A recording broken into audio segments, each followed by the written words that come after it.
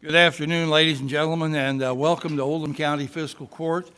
I'm Judge Executive David Vogel. We're happy to have you here today on the 20th of August, beautiful day in LaGrange, and I hope we'll have a good meeting here. So if you're able, please stand for the Pledge of Allegiance. I pledge allegiance to the flag of the United States of America and to the republic for which it stands, one nation under God, indivisible, with liberty and justice for all.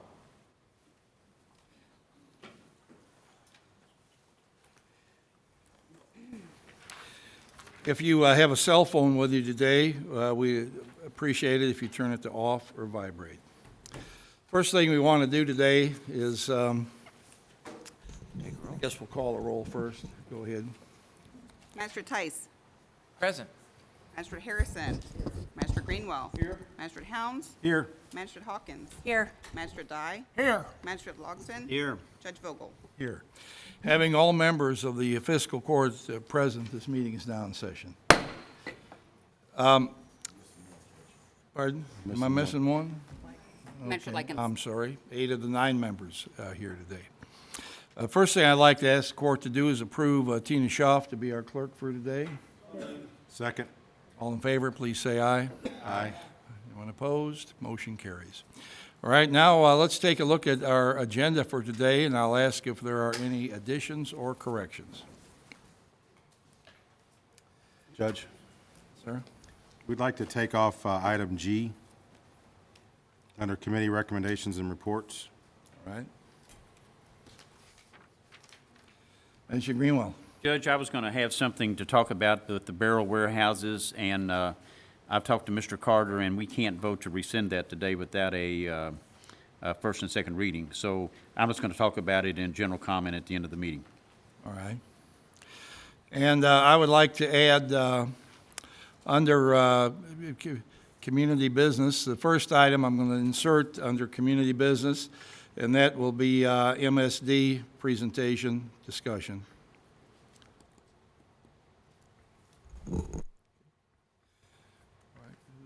Is there anything else? Hearing nothing, all in favor, please say aye. Aye. Anyone opposed? Motion carries. Now I'm going to ask Ms. Schaaf to read the minutes from our last meeting. It's August the 6th, 2019. These go on for a while, but we feel it's important to communicate to the community the business of the fiscal court. Our meeting is recorded and broadcast on Channel 25, and some people access it through that medium. Others get their information from the Oldham Mirror, which does a good job covering our meetings, but sometimes things happen that don't get in the paper just for lack of space. So, Tina, go ahead. August 6, 2019, the Oldham County Fiscal Court convened at a regular meeting at 2 p.m. with Judge Executive David Vogel, County Attorney John Carter, and the following magistrates in attendance: Brent Likens, Wayne Tice, Albert Harrison, Steve Greenwell, Chris Hounds, Stephanie Hawkins, Bob Dye, and Michael Logston. Motion made by Magistrate Dye and seconded by Magistrate Hounds to approve the agenda as submitted, adding School Resource Officer Program Agreement and removing bid award for Maintenance Building Sheathing Project. Motion carried unanimously. The meeting minutes from July 16, 2019 were read aloud and approved unanimously.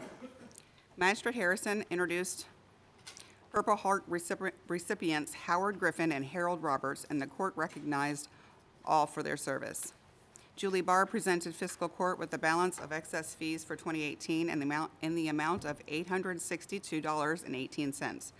The clerk also reminded the public about the passport processing service offered by her office.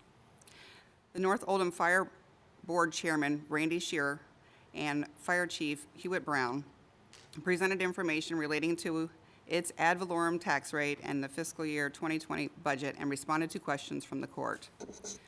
The South Oldham Fire Chief Eddie Turner presented information relating to its ad valorem tax rate and the fiscal 2020 budget and responded to questions from the court.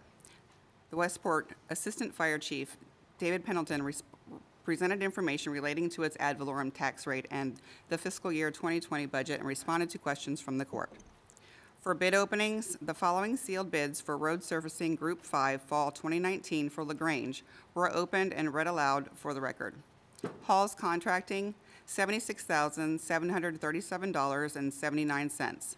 Libs Paving, $62,166.15. Louisville Paving, $64,969.10. Mac Construction, $70,537.88. Riverside Paving, $77,034.79. Wingham Paving, $73,538.14. The following sealed bids for road surfacing Group 4 Fall 2019 Pee Wee Valley were opened and read aloud for the record. Libs Paving, $23,337.70. Louisville Paving, $52,701.90. Mac Construction, $35,738.40. Riverside Paving, $29,619. Wingham Paving, $33,112.44. The following sealed bids for road surfacing Group 3, Fall 2019 for the county were opened and read aloud for the record. Libs Paving, $986,822.69. Louisville Paving, $867,691.42. Mac Construction, $1,013,325.83. Riverside Paving, no bid.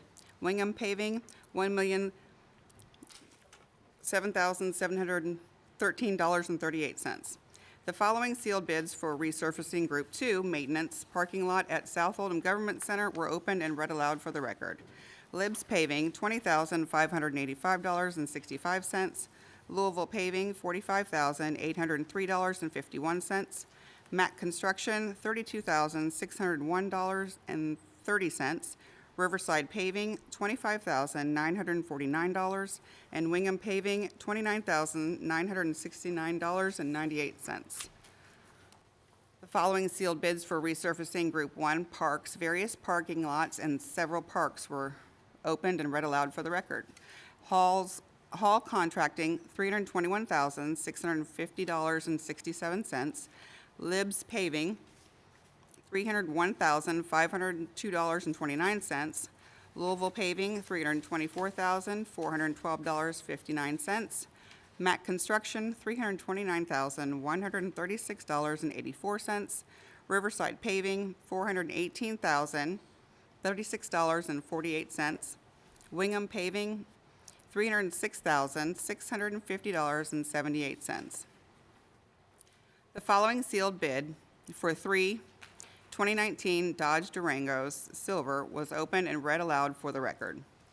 From John Jones Police Pursuit, $145,200.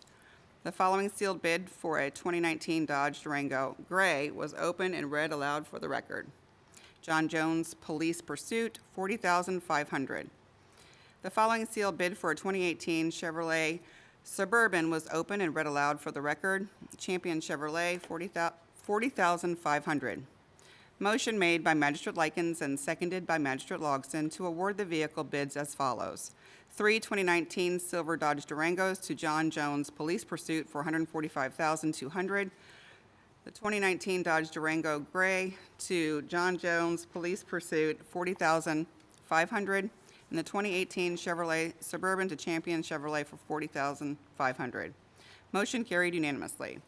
For the payables, motion made by Magistrate Logsdon and seconded by Magistrate Greenwell to approve the payables as submitted. Motion carried unanimously.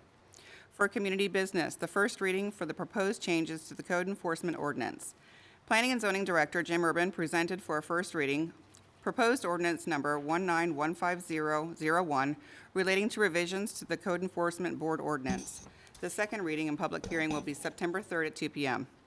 The second reading and public hearing for the proposed changes to the Comprehensive Zoning Ordinance.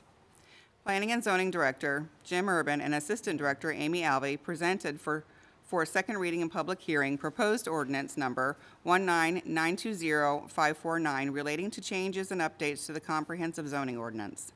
Motion made by Magistrate Harrison and seconded by Magistrate Logsdon to approve the propose changes within the specified divisions and sections listed on Exhibit A that correct, add, or eliminate portions of the current ordinance that are incorrect or unnecessary as presented.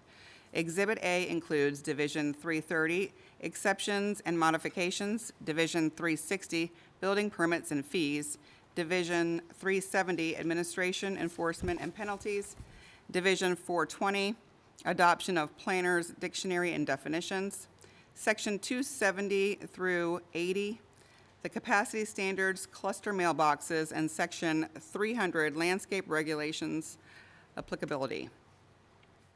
No public comment, discussion followed, and motion carried unanimously. Motion made by Magistrate Logston and seconded by Magistrate Hounds to approve proposed changes to Section 250075, residential care facilities as presented. There was no public comment, motion carried unanimously. Motion made by Magistrate Logston and seconded by Magistrate Likens to approve proposed changes to Section 290, sign regulations as presented. There was no public comment, discussion followed, and motion carried 8-1. Magistrate Hawkins voted no. Motion made by Magistrate Hounds and seconded by Magistrate Likens to approve proposed changes to Section 260-035, agritourism buildings as presented, contingent on the approval of AG2 Agricultural Business District later in the meeting. No public comment, discussion followed, motion carried 8-1. Magistrate Hawkins abstained. Motion made by Magistrate Likens and seconded by Magistrate Harrison to approve proposed addition of Division 25AG2 Agricultural Business District as presented. Discussion followed, motion withdrawn, and to be considered later in the meeting. Motion made by Magistrate Likens and seconded by Magistrate Hounds to approve proposed changes to Section 250-300-320 relating to distilleries, breweries, and barrel warehouses as presented. Discussion followed, and the following spoke in favor of the proposed section relating to distilleries, breweries, and barrel warehouses: David Bazanis, Greg King, Kevin Jeffries, and Scott Black. There was no one present to speak in opposition, and the public hearing was closed. Discussion continued. Magistrate Logston called for the question. Motion to end discussion and call for the vote carried 5-4 on a roll call vote. Voting yes, Magistrates Likens, Harrison, Greenwell, Dye, and Logston. Voting no, Judge Vogel and Magistrates Tice, Hounds, and Hawkins. Motion to approve Section 250-300-320 relating to distilleries, breweries, and barrel warehouses carried 5-4 on a roll call vote. Voting yes, Judge Vogel and Magistrates Likens, Harrison, Hounds, and Dye. Voting no, Magistrates Tice, Greenwell, Hawkins, and Logston. Motion made by Magistrate Dye and seconded by Magistrate Hounds to approve proposed changes for Division 25AG-2 Agricultural Business District as presented. No public comment. Motion carried 5-4 on a roll call vote. Voting yes, Judge Vogel and Magistrates Likens, Harrison, Hounds, and Dye. Voting no, Magistrates Tice, Greenwell, Hawkins, and Logston. Judge Vogel announced a 10-minute recess. Hearing no objection, motion made by Magistrate Greenwell and seconded by Magistrate Logston to reconvene from the recess. Motion carried unanimously. Motion made by Magistrate Logston and seconded by Magistrate Harrison to approve proposed changes to Division 310 lighting regulations as presented. No public comment, discussion followed, and motion carried 8-1. Magistrate Hawkins voted no. For bid awards, the City of LaGrange, announcement of bid award for resurfacing project. The City of LaGrange Public Works Director Corey Rusnak announced Libs Paving will be awarded the Group 5 Fall 2019 LaGrange Roads Resurfacing Project for $62,166.15. Road resurfacing projects. Motion made by Magistrate Greenwell and seconded by Magistrate Hounds to award Group 1 Parks Department parking lots paving project to Libs Paving for $301,502.29. Motion carried unanimously. Motion made by Magistrate Greenwell and seconded by Magistrate Hounds to award Group 2 Maintenance South Oldham Government Center parking lot project to Libs Paving for $20,585.65. Motion carried unanimously. Motion made by Magistrate Greenwell and seconded by Magistrate Hounds to award Group 3 Fall 2019 County Roads Project to Louisville Paving for $867,691.42. Motion carried unanimously. For contracts and agreements and resolutions, Akita Box Software Contract Agreement. Motion made by Magistrate Dye and seconded by Magistrate Harrison to authorize the Judge Executive to sign the contract with Akita Box relating to asset mapping, work order tracking, and preventative maintenance scheduling software as submitted. Motion carried unanimously.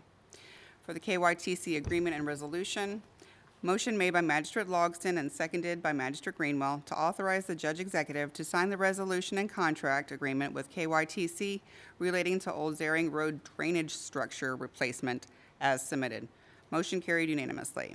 For the BTM engineering contract, Phase 2 design services, motion made by Magistrate Likens and seconded by Magistrate Hounds to authorize the Judge Executive to sign the agreement relating to Phase 2 of Eden Parkway Extension as submitted. Motion carried unanimously. Fire Recovery USA Service Agreement. Motion made by Magistrate Tice and seconded by Magistrate Hounds to authorize the Judge Executive to sign the agreement relating to loss recovery as submitted. Motion carried unanimously. Incident recovery claims. Motion made by Magistrate Logston and seconded by Magistrate Hounds to authorize the Judge Executive to sign the memorandum of understanding relating to the disbursement of recovered funds as submitted. Motion carried unanimously. For the 2019 KY 911 Service Board Grant Contract, motion made by Magistrate Hounds and seconded by Magistrate Dye to authorize the Judge Executive to sign the contract relating to CMRS grant funds for CAD system as submitted. Motion carried unanimously. The School Resource Officer Agreement with the School Board. Motion made by Magistrate Hounds and seconded by Magistrate Logston to authorize the Judge Executive to sign the School Resource Officer Program Agreement between Fiscal Court, Oldham County School Board, and Oldham County Police Department as submitted. Motion carried unanimously. For Human Resource Committee, motion made by Magistrate Logston and seconded by Magistrate Hawkins to approve the job description for Community Center Coordinator as submitted. Motion carried unanimously.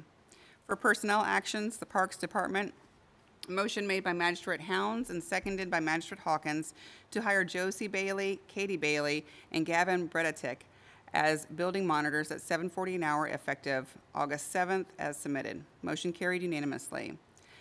The police resignation, motion made by Magistrate Likens and seconded by Magistrate Hounds to accept the resignation of Michael Flanagan effective July 22nd as submitted. Motion carried unanimously.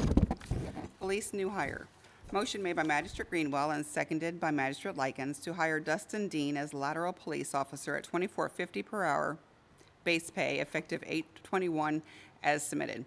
Motion carried unanimously. The police employment contracts for the school resource officers, motion made by Magistrate Hounds and seconded by Magistrate Dye to hire Greg Ford, Jimmy Latham, Bo Simpson, and Joe Dennis as school resource officers effective August 7th and authorize the Judge Executive to sign OCFC employee contract agreements as submitted. Motion carried unanimously. For board appointments, the Oldham County Planning Commission, motion made by Judge Vogel and seconded by Magistrate Logston to reappoint Katie Nasser, Barry Hampton, and Kevin Jeffries to the Oldham County Planning Commission with terms to expire August 6, 2023 as submitted. Motion carried unanimously. For public comment, there was none. For announcements, Magistrate Logston stated the turnout for the summer picnic was great. Magistrate Dye thanked everyone who worked on the comprehensive zoning ordinance. Magistrate Hounds also thanked those for their work on the zoning ordinance and asked everyone to sign up for Smart 911 notification system. Magistrate Greenwell reminded everyone school starts next week and to be aware. Magistrate Harrison announced the bridge over 18 Mile Creek is open as anticipated, and the bridge on Highway 1488 Oregon Creek Road will be closing on September 14th for 60 days due to a state project. Judge Vogel announced that Highway 524 bridge from Highway 42 to Westport is open, and the contractor will be addressing some reported rough spots. Motion made by Magistrate Dye and seconded by Magistrate Hounds to adjourn the meeting, and motion carried unanimously, and the meeting was adjourned at 6:15 p.m. You've heard the reading of our minutes from August 6th, possibly the longest reading of minutes we've ever had in the last 10 years. Is there a motion to approve? So moved. All right, discussion? Yes, sir, I have a couple. On What shows at the top of the page is being 180, where we've got the motion by Magistrate Lycon, seconded by Harrison. It says the motion was withdrawn. It should also say the second was withdrawn as well as the motion. All right? Get that? And then at the bottom of the next page, concerning the bridge on Highway 1488, that closure is scheduled for September 16th, but it is for 60 days. Should reopen on November 15th. Thank you. Thank you. Are there any other corrections to be made? Hearing none, all in favor, please say aye. Aye. Anyone opposed? Motion carries. Time now for public comment. That's the time during our meeting when anyone who has come to address the fiscal court with a community issue or a personal concern is able to do so. Is there anyone who has come to address the fiscal court on that basis? I'd ask you to state your name and address, please. My name is Leanne Comer. I live at 2809 18 Mile Church Road in LaGrange. And I'm here because I work for the Oldham County Health Department. And our coalition, A Healthy Oldham County, every year does a step challenge walk the first Saturday of September. So last year, we won the award when we competed against other counties surrounding. We competed against Henry, Trimble, and Shelby County. And we won this big, nice trophy. Yay. Great. I'm so excited. It's better than reading the minutes. All right. No, that's all right. You got that right. We want to win it again, so we want to invite you guys to come out. Everybody can hear you. Oh, hello. We want to make it that everyone can come out and walk. It'll start at the library, September 7th at 9 o'clock is registration. We start walking at 9:30. We walk for 1 hour, and then we record how many steps. If you don't have a pedometer, we'll provide you with one. And, yeah, I put it up there, but it didn't. Oh, sorry. Technical issues. But the extension office, the library, we have many partners in our coalition that help support. We've seen a lot of you out at these walks before, and we just wanted to make sure that you knew when this walk was happening and that you could come out and support us. And maybe we'll just hand you a flyer since we can't show you, so that's okay. It's really heavy, too. All right. Looks good. Oh, there we go. All right. Oh, there it is. You made it.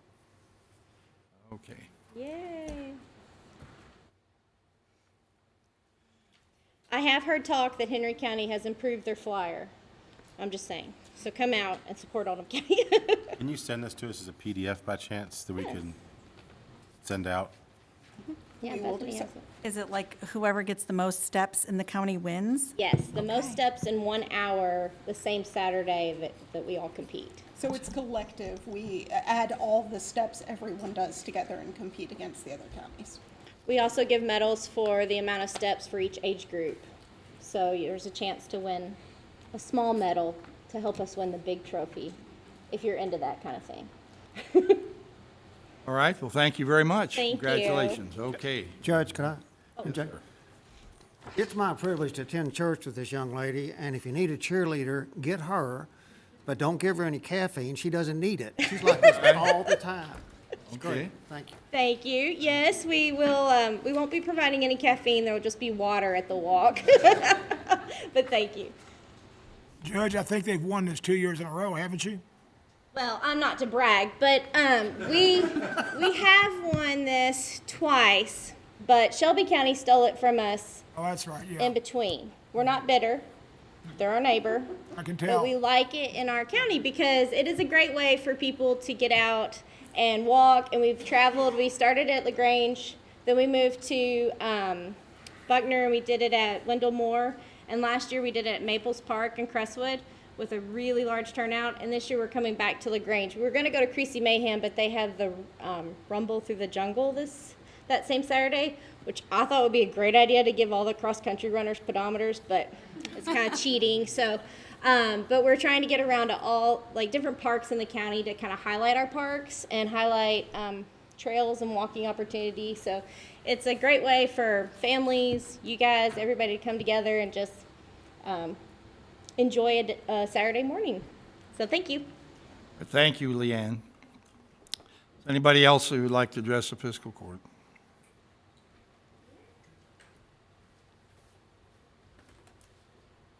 Good afternoon. Jerry Rankin, 1152 Peony Way, LaGrange. Sometime last year, our neighbor across the street from us, 99-year-old, had a mishap with her medical alert necklace. EMS and first responders were dispatched to her address, but they couldn't find her. The reason being is our addresses on that particular street show up on the street behind us. EMS and first responders were going around our neighborhood and ended up knocking on our door. My wife told them, asked what was wrong. They said, well, we're looking for this address. And she said, well, that's straight across from us. The lady's 99 years old. Praise the Lord, and she made it to 100 this year in June. And thank you, Judge, for the proclamation for that. But our addresses are showing up on different streets. I've taken this to our association, homeowners association, and they say that I need to bring it on to you all. Whether you can do anything about it or emergency management can contact this map maker or whoever it is that needs to be contacted to correct and put these addresses on the right streets and the right houses. I have gotten approval from our homeowners association to post at the corner of our street the 4 addresses for that street, where if EMS comes around the corner, they can see our addresses there if that's what they're looking for, the number and not the name of the street.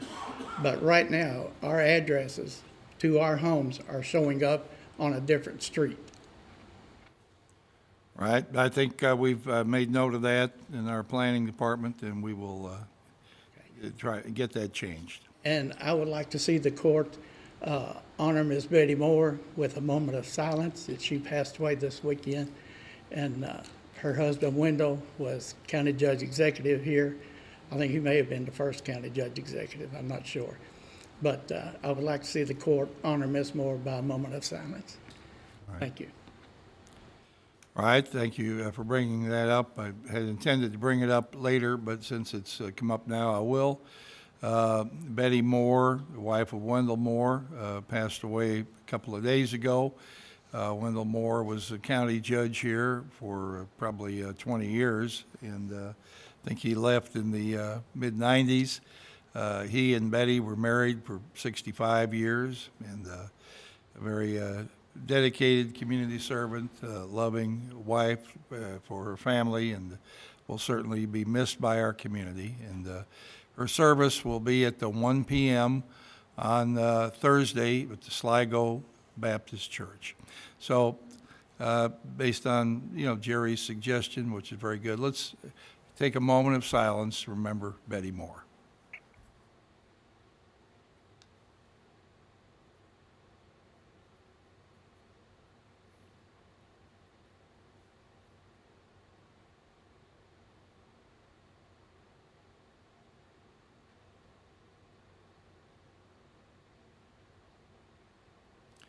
Thank you. Is there anyone else who wanted to address the fiscal court? How about Tim? Did you have something? All right.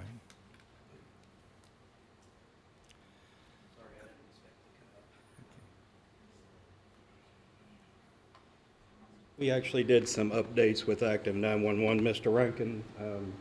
So hopefully, we did that about a month ago, where the EMS, fire, and everything have better maps than what we have had this issue before, so we were working on it. It's through another vendor.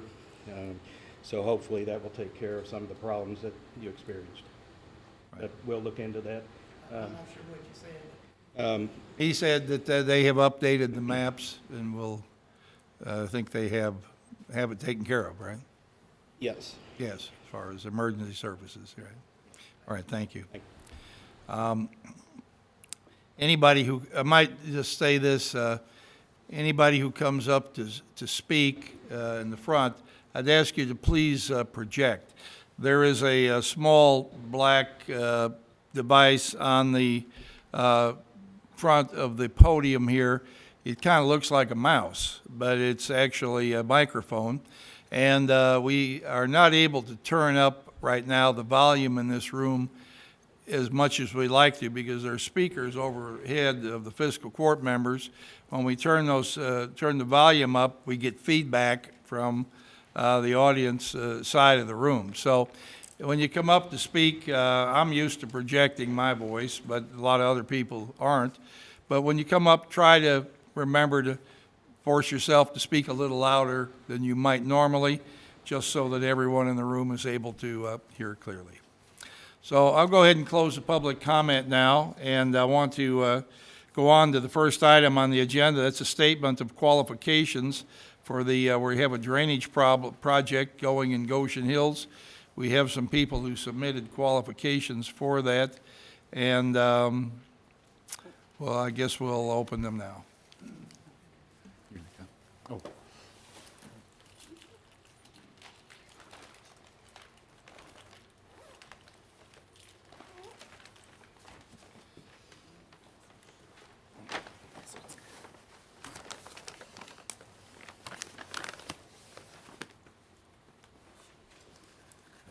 The improvements in Goshen are, it's a project to construct improvements to the surface stormwater conveyance between several homes and through the roadway culverts in Goshen, between Goshen Lane and Huckleberry Creek.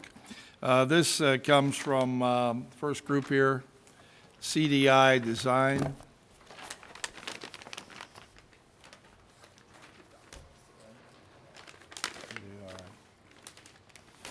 The next group is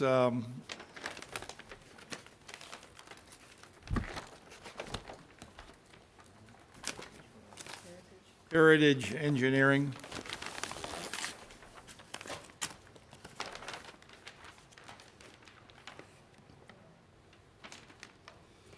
This one's from Jacoby Tombs and Lands.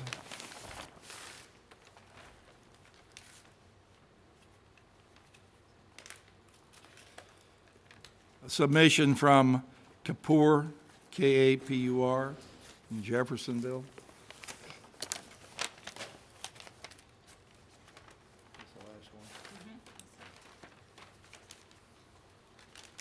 And this statement of qualifications is from well,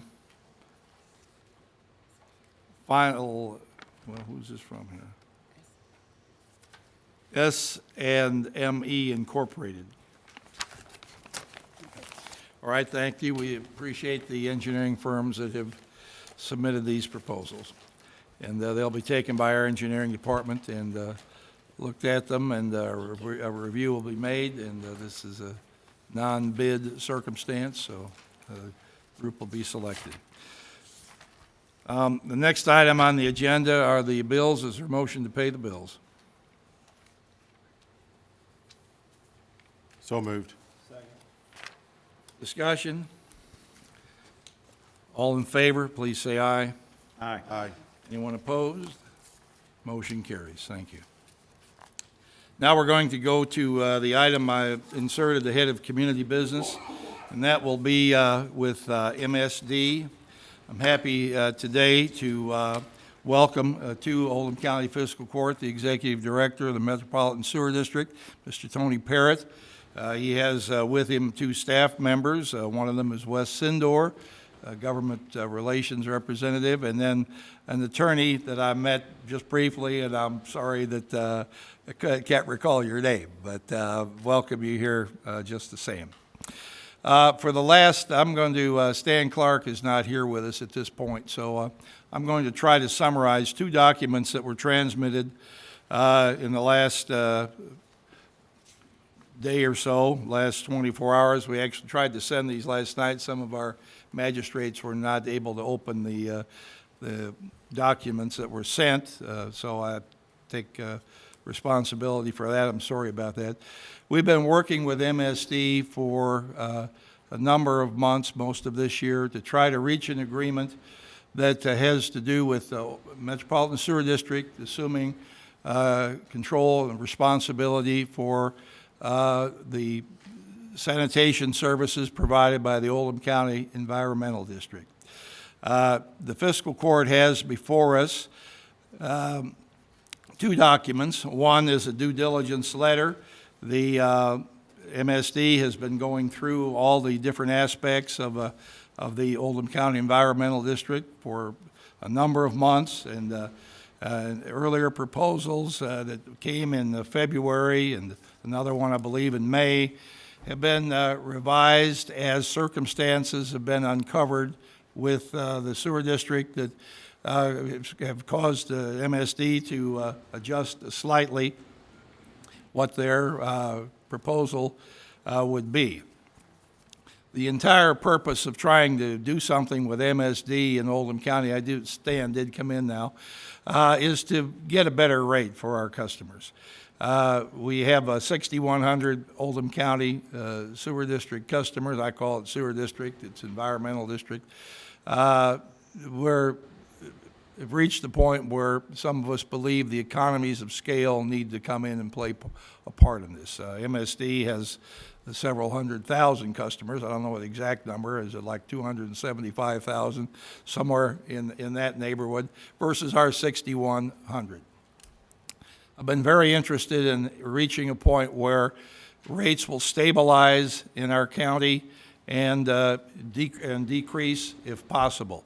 And we've reached a sort of an understanding with MSD. We have two documents here, the due diligence letter and the memorandum of understanding that lays out where we are to this point. I want to emphasize today to the fiscal court that this is not a binding agreement. It's not binding upon MSD at this point. It's not binding upon Oldham County Fiscal Court. But the memorandum of agreement does lay out what we think are points of agreement at this point, and something in the circumstance in the future may cause it to adjust slightly before a final document is presented to the court and the Oldham County Environmental District for confirmation. But at this point, I'd like to ask Stan Clark if he will come forward and perhaps summarize our points of agreement the best he can here. There's 4 pages, so we maybe won't hit them all, and then afterward I'm going to ask Mr. Parrott to come forward, and I'm sure that he has a greeting for the fiscal court, and then he'll be able to respond to questions that magistrates have. Okay, the main thing is, it has to do with liabilities and commitments made by the sewer district, close to 16 million. A little bit. Speak up a little bit? Okay. It has to do with the obligations and liabilities of OSEA, along with 16 million roughly of outstanding GO bond debt of the sewer district is in the name of fiscal court and backed by fiscal court, even though they've been making all the payments and stuff. And it also has to do with how we work these things out and rates that the ratepayers will be paying in the future. And what this agreement does is that MSD will acquire all the sewer assets, lines, manholes, piping, everything of the sewer district, and take over all the sewer-related obligations of OSEA, which includes all of the debt, some of which is non-assumable, so we'll have to work through that, but most will be assumable. Take over our lease agreements with KSR. We have a contract with Viola that it operates through March of 2022. They will assume that, as well as our leases and agreements with Louisville Water Company and Oldham County Water.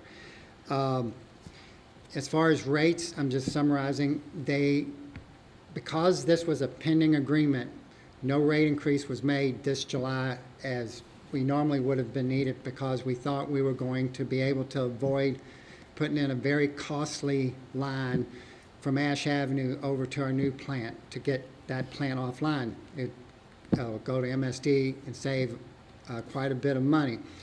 So no rate increase was made. What this agreement, memorandum of understanding does, it says that that rate, when this agreement and they acquire the assets of the city, will not change for the next 2 years. It will stay that until they do rate changes in August of 2022, when the Veolia contract is terminated and no longer in effect.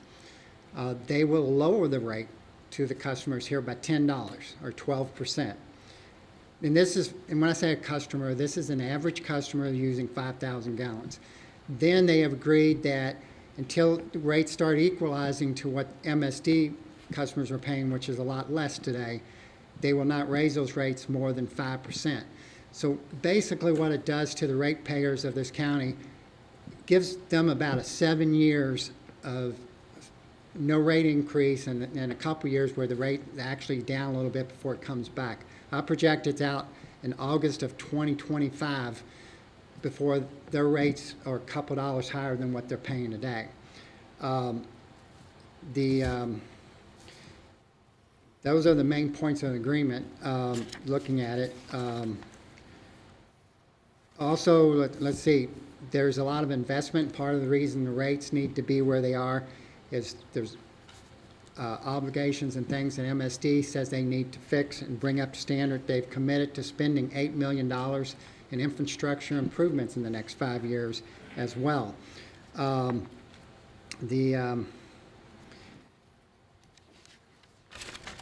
the other thing is, this is on a fast track, contemplated to try to get it done by October 1st. Okay, at this point, I think that's a quick summary. All right, and that's, I'd like to ask Mr. Parrott now if he would like to come up and meet the fiscal court and vice versa. We welcome you to Oldham County, and I'm sure you have, some comments you'd like to make about this, proposed agreement. And like I say, everything we have here today in front of us is non-binding. It's a memorandum essentially to continue to move forward based on the points that we think we've agreed to at this point. So welcome to fiscal court. Yeah, first of all, Judge Vogel, I want to thank you for the opportunity and all the work that Stan and Horace from OCA has put in over the last 6 months to get us to this point. Just to kind of set the frame a little bit, one of the things that we started working on last year after the state legislation opened up an opportunity for regionalization efforts for wastewater, we started working with the city of Crestwood. And as we were working with the city of Crestwood, there was interest that was communicated to MSD that we entertained maybe looking at a due diligence effort for the acquisition or some type of relationship for the OCA sewer district. In February of this year, we commenced the due diligence process, and we were able to come up with a look at facilities and a look at existing obligations, whether it be anything that is required under the state or anything that may be required because of the Veolia contract. So we've had great dialogue over the last 6 months. As Stan mentioned, originally we were operating under the assumption that the Veolia contract would not be a part of the memorandum, and we would wrap this up in July of this year. We subsequently found out that we had to take into consideration the Veolia contract, and so we extended the due diligence out to September 1st. And so we've looked at the obligation under the Veolia contract, and we've looked at what that means in terms of what we can do, and I think Stan kind of laid it out. There is an obligation through March of 22 that we are willing to take on in terms of the management of that contract. But that changes the original intent of how this deal was set up. And so what we're proposing is to kind of help stabilize the rates that are currently being paid. As Stan mentioned, the Ash Avenue project is a part of the system that will allow us to allow for a gravity solution for the elimination of that instead of pumping that all the way over to the eastern part of the system. And so we recognize that there are economies of scale and savings by working across the watershed as opposed to setting up a boundary at the county line. So there are some economies of scale that I think will allow us to keep the rates where they are. As the judge had mentioned, there's been a lot of desire on how we can maybe even lower rates. And we think that by taking on the Veolia contract and then working over the next couple of years, we can reduce rates on a monthly basis about $10 a month. Currently, for wastewater services, the MSD customers pay around $50 a month. And so in contrast to what the Oldham County customers are paying, I think it's like $86.93 a month. So our goal is that once we deal with the Veolia contract, we would be able to reduce that monthly payment $10, and then based upon the commitments that we would have under any type of administrative order, making sure that we stayed in compliance with those orders and to make sure that we were making the necessary improvements in the Oldham County system. So the judge has kind of laid out that the memorandum of understanding, although it is preliminary, it is something that I think we are at a point where we're ready to take the next step. That memorandum of understanding would then give us the opportunity to put more meat on the bone, to have sort of an interlocal agreement that would then consummate the deal and hopefully be able to move forward with closure, hopefully before November 1st of this year. So those are sort of the outlines, and we stand ready to maybe address any question you may have. I think, Tony, one of the questions that would be on the minds of people in Oldham County is that what is the agreement from your perspective regarding our responsibility for any infrastructure deficiencies in Oldham County and in Jefferson County? Right. You know, the way the agreement is set up, the memorandum of understanding, basically outlines that obviously if there are capital improvements or administrative regulatory improvements that are required, obviously that would be the obligation of Oldham County. Likewise, if there are any type of assets or obligations or future debt in the MSD system that does not benefit Oldham County or serve Oldham County, there would be, for lack of a better term, no subsidization of the Oldham County customers for MST's improvements unless they benefited from that improvement. And likewise, I would say that there would be no subsidization of Oldham County cost to the Jefferson County ratepayers if those costs didn't benefit Jefferson County. So we want to make sure, even though there's an acquisition of assets, we would really actually exercise this as a separate enterprise fund. And we also want to make sure that there's long-term benefits, but we will deal with the other issues as they arise, but there would be no issues relative to that. And remember, this is for wastewater only. You know, part of the issue you hear about what MSD has responsibility for falls in the area of stormwater and drainage and flood protection.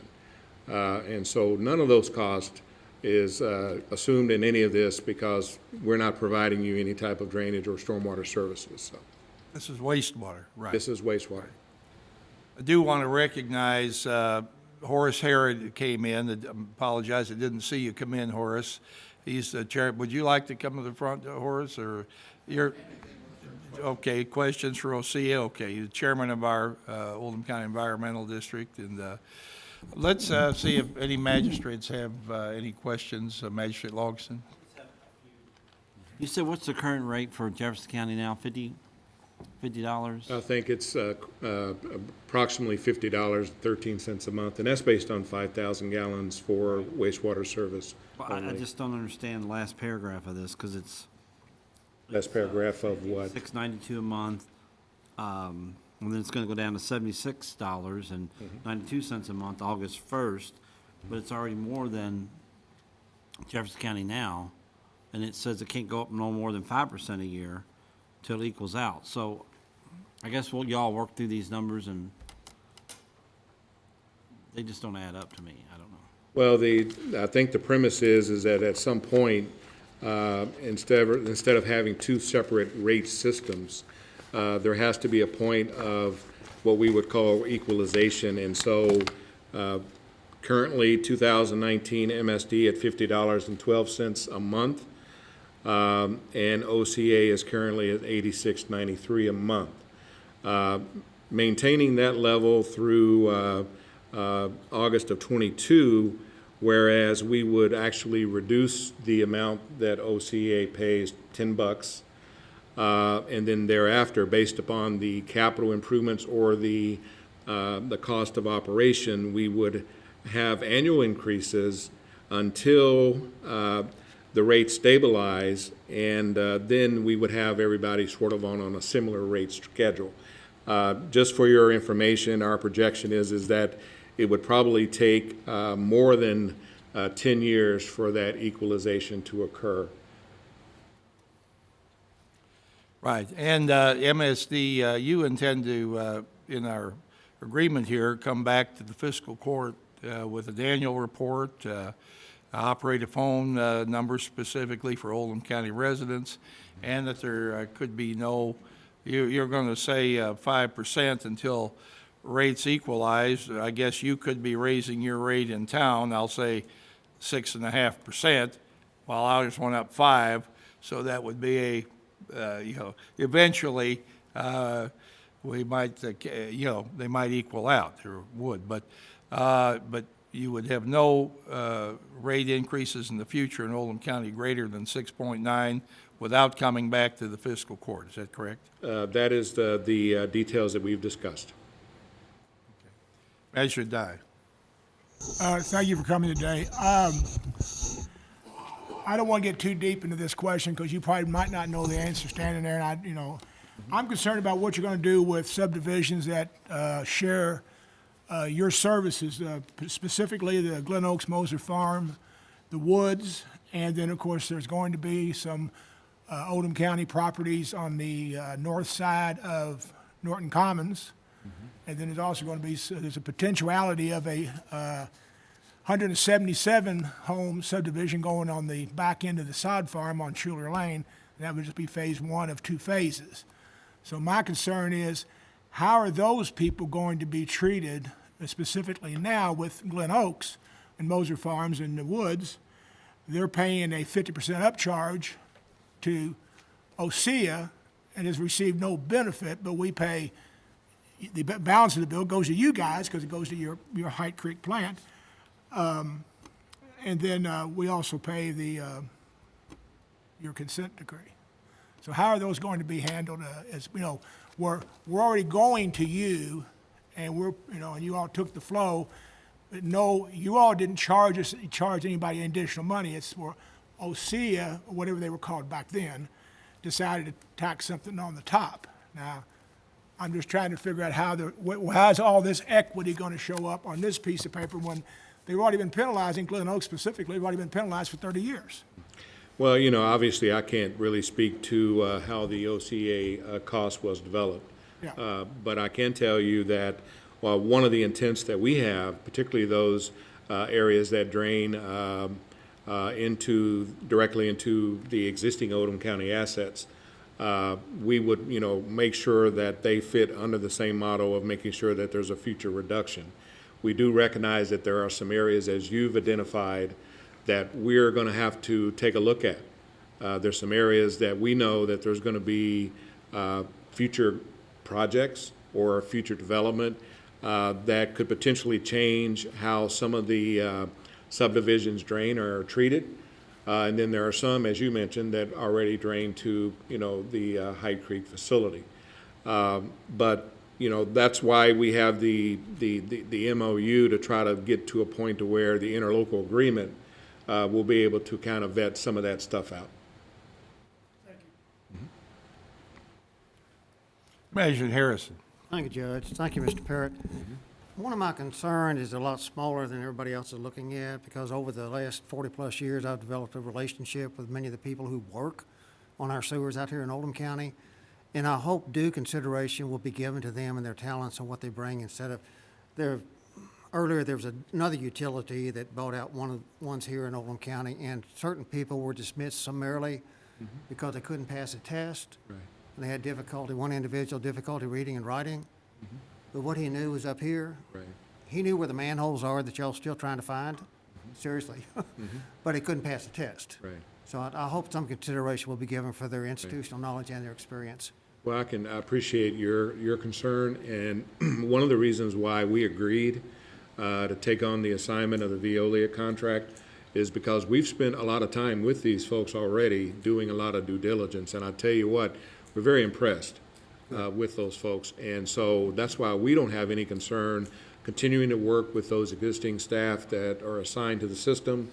And obviously, if we get to a point to where we have to do something different in terms of contracting modification or whatever with Veolia, those staff would be eligible for us to take on as MSD folks.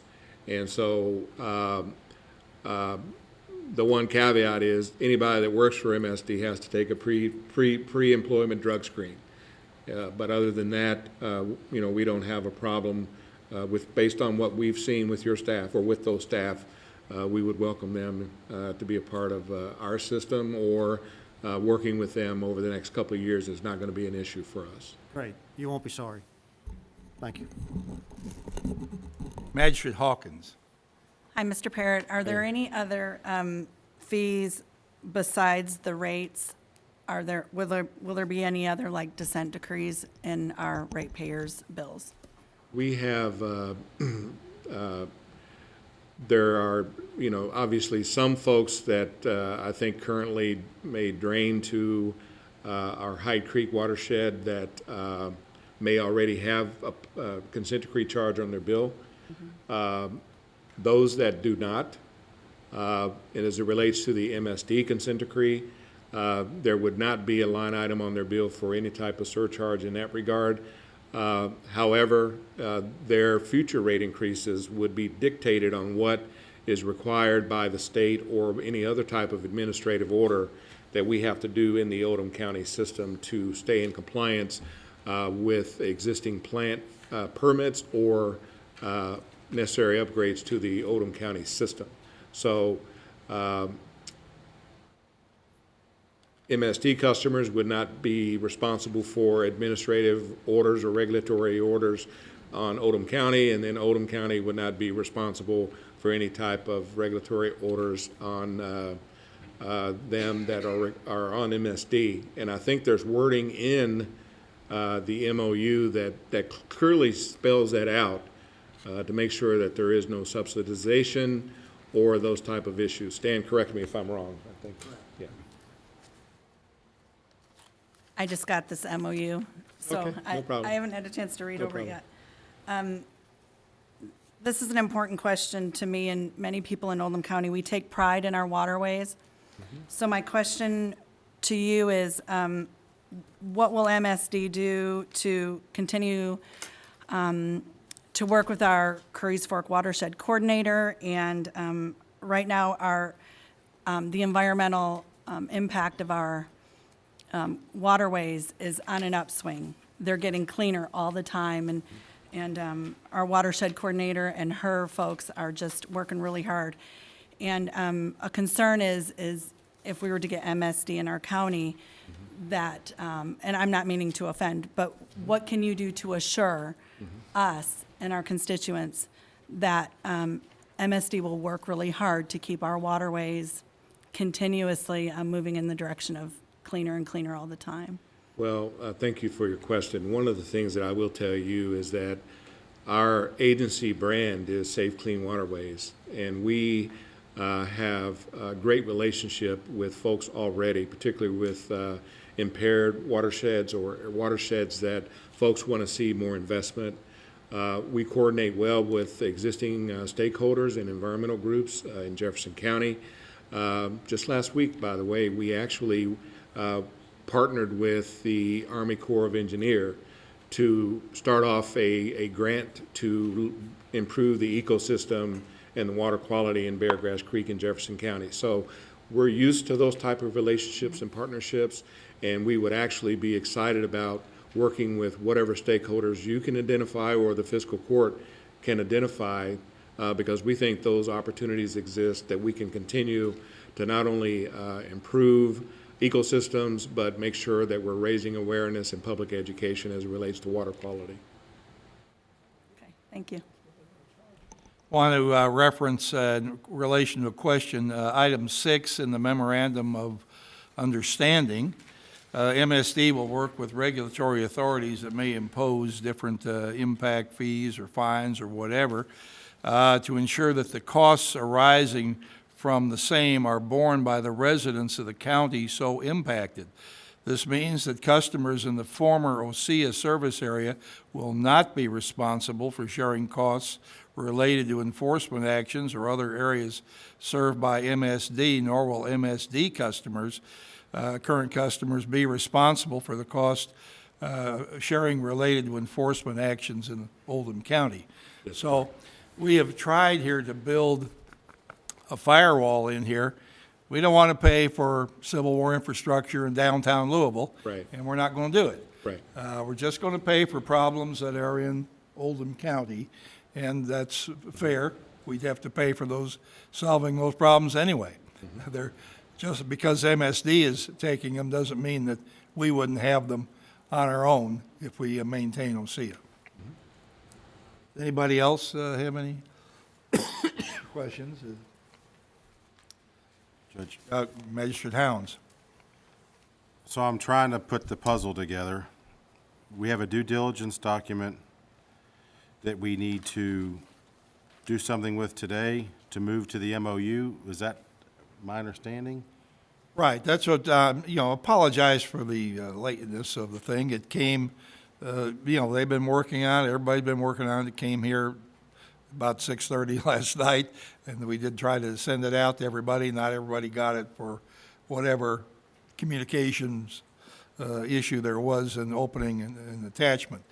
But what we're trying to do is have the court approve this today. This is a memorandum of understanding so that Mr. Parrott can take this to his board next week, I guess, next Tuesday.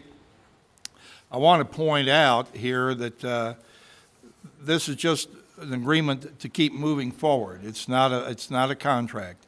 Item number 12 in the memorandum of understanding says it is agreed and understood that this memorandum of understanding does not constitute a binding obligation on the part of any party with respect to the purchase and sale of the wastewater collection and treatment system. Neither OSEA nor MSD shall be bound to purchase or sell the system unless and until the interlocal cooperation agreement is executed and delivered by the parties. So what we're asking here for is just an acknowledgement that we've reached this point and would like to go forward. If there are any other, we don't expect any major issues to come popping up here, but this is the current understanding that we have. It's a good deal for Oldham County. I don't want to keep emphasizing the point, but sounds like $30 a month is $360 a year that people are paying for something that in one county that they're not paying for in another. They're not going to get a $360 reduction in Oldham County if we do this. we're going to level it out, but we didn't have any rate increase this year, where I think, ask Mr. Harrod, probably would have had a 5 or 6% rate increase if this agreement were not out in the wings being considered. Would you say that's fair? Horace, can you come up?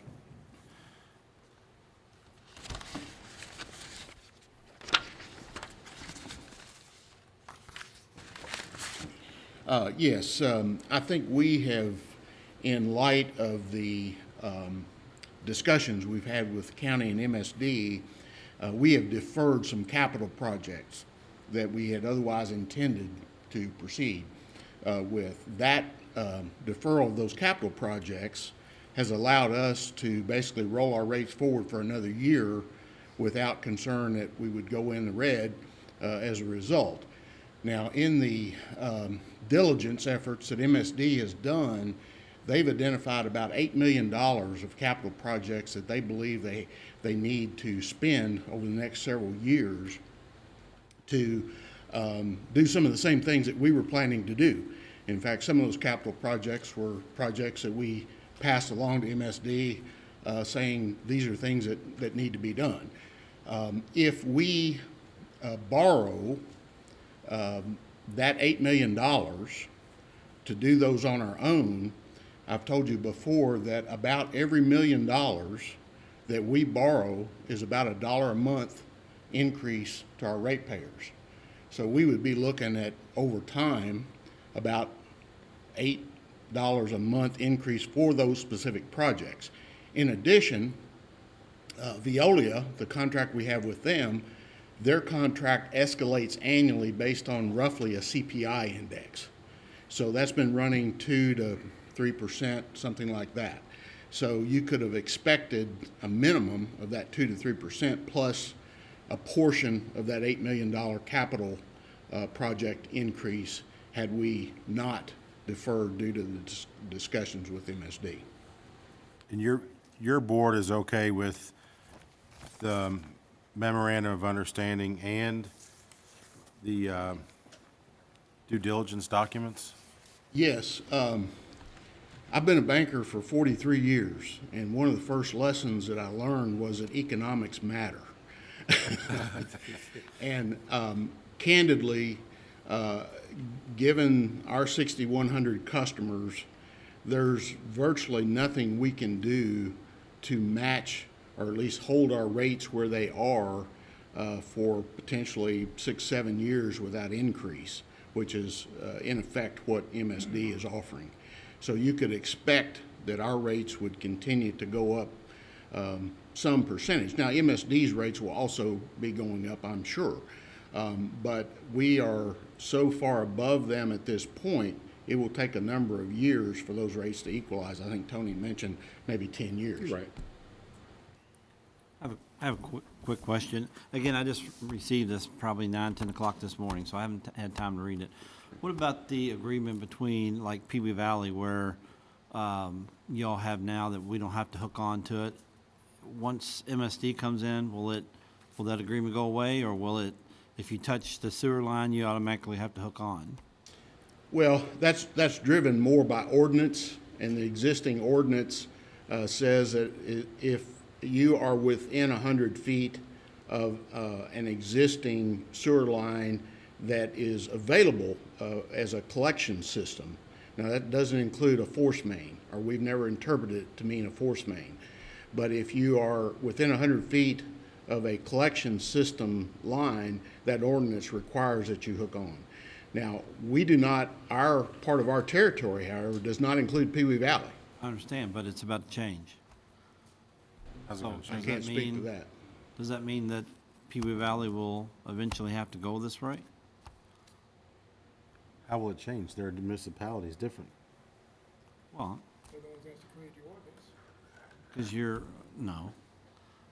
because you're basically on Crestwood and Jefferson County line, so Pee Wee Valley's in the middle of both of those. Yeah, well, if I understand your question, I may be reading more into it here. And I might be, I haven't been able to read the document. Sure. So. But if you're concerned that MSD taking over operation of the OSEA assets changes that interlocal agreement that excludes Pee Wee from the territory, I don't believe it does. Is that, All right, would you agree with that? that was my only question. I'm going to question. When you're prepared for a motion, I've got one. I guess we have one more question. Thank you. I've got a question for you, Horace, and we talked about this a few months ago, but I haven't talked to you about it in a few weeks. Have you all at OSEA tried to negotiate any more to get that rate for the next couple of years down with Veolia, which could change the rate on that last paragraph if it was much less? We have, and unfortunately, there isn't a termination for convenience prior to the maturity of that contract, which means that they can kind of hold our feet to the fire. So they had the negotiating leverage, if you would, in that contract. But yes, we did reach out to them, and obviously they had hoped to extend that contract beyond 2022, and so that was our leverage. But we were unable to get close to the MSD offer. And this MOU would probably ensure cutoff between any more negotiations between OSEA and Veolia. Is that correct? I think we've pretty much run that course as it is, regardless of the MOU. Okay. They're not going to drop their rates because they know they're going to see the door in a couple of years, so there's no point in it. Economies of scale aren't there for them to Yeah, make the change. They're still got the same amount of flow. Exactly. Got the same amount of customers, you got the same amount of issues. There's no reduction that's happened. Right. To allow them to make a cost reduction. The only place they have to go is to cut their margin. And, there's only so far they can go with that. As should Profit's not a I. dirty word. One last remark, Mr. Perry, and something that Mr. Hood said. I just want to make it plain that, in my district, it's convoluted about the sewers. I've got people that live in Jefferson and Oldham in the same subdivision are treated by OSEA, and then got some treated by you guys, and then I got some subdivision that's treated just by OSEA, and I got some subdivision that's just treated by you guys. So, I'm going to support this because this is a memorandum of understanding, and I've skimmed over it. I've not read it verbatim. I do know this much, that the people that are under the OSEA service now cannot continue with the rate increases they've been getting. They just cannot. It's beyond their capacity. But I am going to be very concerned about it, and we'll talk again, I'm sure, about, I don't want to train one portion of the district where they're going to get help and then just turn the other portion of the district and then they're going to get jammed. Because, I see this, I got too many balls in the air with the sewer thing. So Understand. I'm trying to get down to one person or one group. Understand. Okay, thank you. Magistrate Tice. I just want to say one thing before Mr. Harrod gets out of here. I want to thank him for all the years of service you've given us, not in your knowledge, but your time, your efforts, just the whole scope of work. And I know all the people of Oldham County appreciate it. They should. I appreciate that. Thank you. I want that to be said before anything goes forward. Magistrate Hounds, did you? I just have a couple quick questions. I echo the same thing that Magistrate Tice said. These documents, Judge, I assume have been reviewed by Mr. Carter, and he is okay with those documents? Mr. Harrison? Yes, You had sir. a question? Did you say you wanted to make a motion? Yes, sir.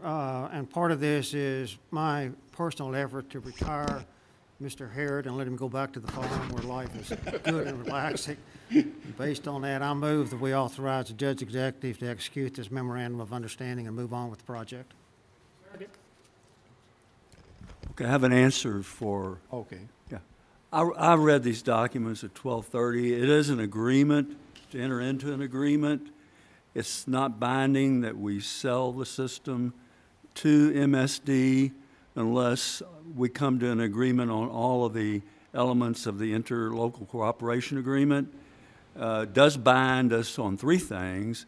We can only negotiate with MSD, number one. And number two, it requires us to act in good faith in trying to negotiate an interlocal agreement, which will finalize the agreement to purchase OSEA by MSD. And the third thing it requires is that OSEA has to maintain the system as it has up until the time of the agreement, and that it has to continue business as it has conducted it up until that time. So we are under, OSEA is under an obligation to maintain the system as it has under this agreement. So there are three things that we are required to do. But as far as selling the system, it doesn't sell the system until all the parts of the contract are put together. Any other comments? Mr. Greenwell? Thank you, Judge. Horace, I sat on the Utilities Board for several years and helped pass rate increases that I didn't want to pass, mainly because I didn't really have a dog in this fight. My district has no sewer otherwise in the city of LaGrange, and it didn't seem fair for me to, cast my vote. But anyway, I did. And I also hoped that OSEA would reach an economy of scale someday with growth and future growth, and that we would work our way out of this, or at least get to a neutral position. You don't see that happening? Well, I don't see it happening anytime soon. Fast enough. Fast enough. And when you're talking about being able, in our business, which, sometimes we think we're the only one that has issues with sewers, but you look around the country and every major metropolitan area has problems, and there are some much bigger than we have here locally. If we have a bird in hand that says we can keep our rates relatively unchanged for 10 years, I know that the capital we're going to have to spend to continue to improve our system is going to still be significant and require significant rate increases over time. We also then would have the cost of the O&M, which we know is going to go up. So there's very little we can do, in my opinion, to get anywhere close economically to the MSD offer at this point in time. Growth kind of pays for growth. So, if we had a tremendous amount of that very quickly, it might change the picture, but I don't see that happening. And one other thing, Judge. Yes, sir. Mr. Parrott, thank you for being here today. Horace, thank you for your service. Also, I want to, what is the debt of MSD at this present moment? We, as the judge mentioned before, we serve a population of about 850,000 folks, about 275,000 accounts. Part of that debt is for the wastewater system, part of it is for stormwater, and part of it is for flood protection. And our outstanding liabilities are close to $1.5 billion. But again, some of that is for stormwater and drainage and flood protection. And going forward, as I mentioned earlier, we would treat this as a separate enterprise and allocate cost appropriately. Okay, thank you. All right, seeing having a motion to approve that sign the memorandum of understanding here and due diligence letter. No other questions? Mr. Hawkins? I've read this while just sitting here for a few minutes, and it all looks good. Of course, John Carter said it was good as well. I think this part will have to be, I'm glad that we're going to negotiate more on this agreement here, but I think I'm okay with the memorandum of understanding. I see that there's a deadline of October 1, and so that'll give us some time to work with you on this. And Horace, it's been wonderful working with you, and anytime going to the OCA meetings and stuff, and I think you've done a really good job. Thank you. Right, seeing no further questions, all in favor, please say aye. Aye. Anyone opposed? Motion carries. Thank you. Thank you, Judge. Thank you very sirs. much for being here, and you, Tony, you and your staff, and thank you. All right, the next item on the agenda here is the, would anybody object? We have several different groups sitting here. If I go with them next, and because I don't think they'll be long. I think we should do that. Yeah. How about, who's the first one here, Pee Wee Valley Fire Protection District? And then we'll go with Library and Extension as they show up here. I'm just saying. All right, we're going to jump up to H in the binder here. Judge, Yes, sir. can I make a comment before we start on this? Sure. We had similar reports at the last meeting from other fire districts. And unfortunately, along with the compliments that were given to a couple of fire districts, there was some less than complimentary. Is your light on, your red light? Yes. Yes. This one? Well, welcome to my world. If you lean up real close, Bob, it really helps. I can hear you fine now. Okay. Keep it in mind when you're speaking. Thank you. No, at the last meeting, we had other reports similar to this being given, and some comments were made very complimentary towards two of the districts, but they went far enough to say not complimentary things about some of the other districts, and I hope we can avoid that at today's meeting. If you've got something nice to say about a particular fire district, say it. If not, don't. Thank you. Okay, I won't dispute what you said, but I don't remember anything being uncomplimentary by anybody. I don't, was there something, did we critical of someone? I hope not. We appreciate all you guys and what you're doing, so go ahead. Thank you, Joe Judge. Burkhart My and name is Chief. Joe Burkhart, and this is Bob Hamilton, our chief. You have a couple documents before you regarding our budget. The first document speaks to the tax rate. The tax rate for the Pee Wee Valley Fire District for real and personal property, motor vehicles, and watercraft is 10 cents per $100 valuation. The expected revenue for the current fiscal year will be $560,085, which is about a $28,000 increase over the past fiscal year, about 5%. Over the past year, or during 2019, we had a couple of large expenditures that have been funded. One, you're all quite familiar with, the radios, that our participation was at $178,000 that was executed the end of last year. We also put into service a new engine that went into service early this year. It came in at about $510,000, of which we were able to fund out of reserves about 50% of that, $260,000, and we have a loan at $250,000. So our loan situation at Pee Wee Valley, we have two outstanding loans.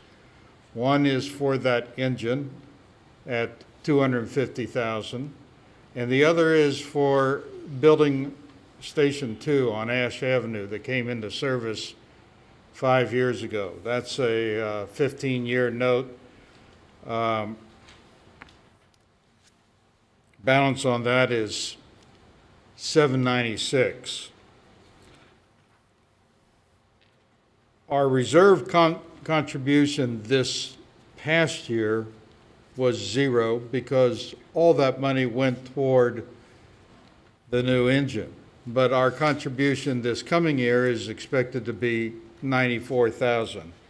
That takes our cash from the end of June 2019 at $480,000, and we'll raise that to $575,000 at the end of June 2020. A couple of other items of note is that our audit came in this past year, again, with no reportable or identified internal controls, no material weaknesses, nor significant deficiencies. We're quite proud of that type of report. We pay attention to that. Our financial controls and everything are driving that good report.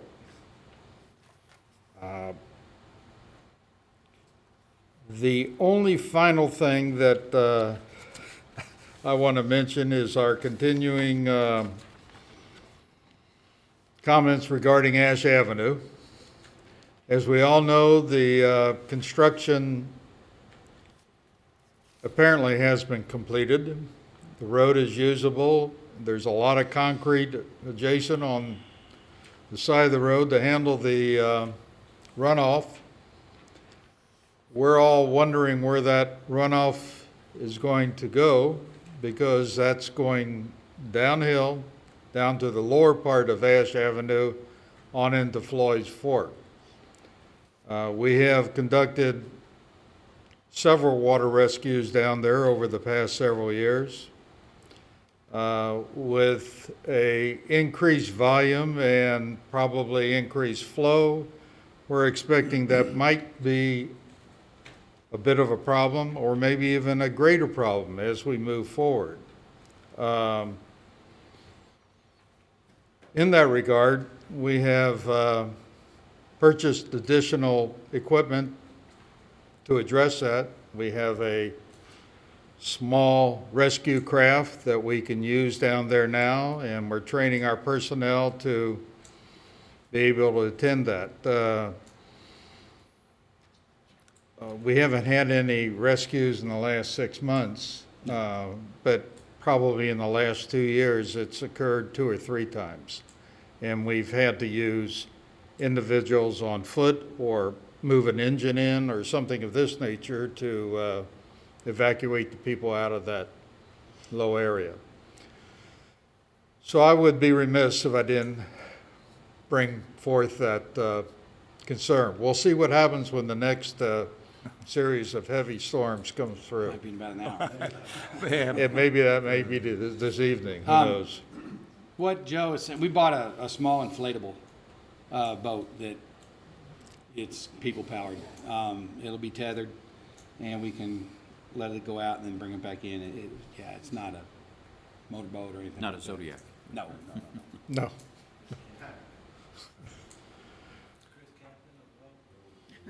I'll entertain any questions or comments or thoughts.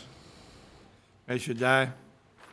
Yeah, I was just curious, what is the ISO rating that you have?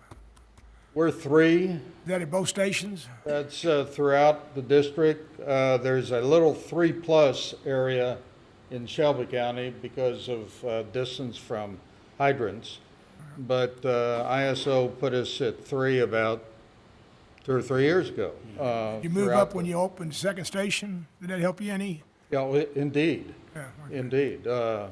Help the ISO rating and help the insurance side of it with our homeowners out in that area. Well, Chris Hounds told me he was the one that thought about that new station to get that rating, or it was. If Chris wants that, He has all the good ideas.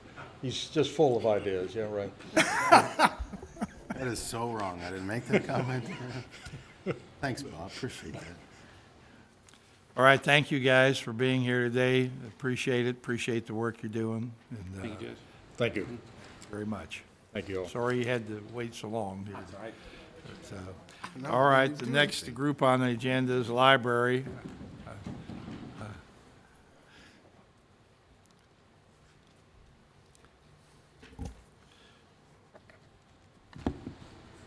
Hello, everybody. My name is Jessica Powell. I am the new library director as of December 2018. I'm very happy to be with you today. Judge Vogel and I have met on quite a few occasions, but the rest of you are new faces to me, so I'm happy to finally see you in person. I'm here today with Bethany Morse. She is our outreach librarian as well as our marketing coordinator, and she put together that fabulous information booklet that she's handing out to you right now. And also our board treasurer, David Hutchinson. And we are here today to present on our tax rates, as is customary every year. They should have been included in your packet, but we also stuffed them in the booklet to make it easier to find. I don't know if we can show these on the screen. We can do that. You'll see that the library board voted in July to take the compensating rate, which kept the real property rate the same. Personal property actually went down, and motor vehicle always stays the same due to state statute. And with that money, we have done lots and lots of amazing things over the last year that I've found out about being new. We had nearly 450,000 items go out of all three of our branches. We had over 250,000 visits and 45,000 visitors to over 1,000 programs offered in Oldham County. I've been here about 8 months now, and that's long enough for me to be able to tell you, you have one of the most incredible libraries in the state of Kentucky. And I can brag about that because this all happened before I got here, so I'm not bragging about myself. But this library is innovating and creating in ways that is absolutely leading the rest of the state. And I think your booklet, if you read some of the facts in there, it'll prove that. It is something as a community service and amenity that you can absolutely be proud of today. The tax rates, does anybody have anyone questions on those? We'll move on to the budget after that. Okay. I have a question. Mm-hmm. Do we have any concerns, or do we need to have any concerns about losing our libraries the way they have done in one of the adjacent counties? No, not at this point. Which county would? The big ones south Oh, of the here. big ones. No, we are funded, they are funded through their city budget, and we are funded with our property tax rates. So no, there is no danger of that for us here in Oldham Good. County. Thank you. Can you tell the audience about the little booklet things that you're all putting around all over the county? Because I've noticed some in Pee Wee Valley and Crestwood, where I guess they're from you all, where they put the little, I call them like birdhouses, and put books inside them. Or is that from you all? That's a national program. Okay. It's called the Little Free Libraries, and they're organized. Anybody can do it, Boy Scouts, Girl Scouts, Rotaries. We love them as libraries. We think that they're absolutely fantastic, and we often support them with books that have been donated to us or withdrawn for our collection we can use for the Little Free Libraries, but that's a separate. I didn't know if it was part of you all or not. Our budget for this year is very, very similar to last year with just a slight increase in personnel, and that is to account for, of course, the retirement contribution increases, a little bit of health insurance increase, and we also were fortunate enough to be able to add a part-time programming position to our Mahan Goshen branch.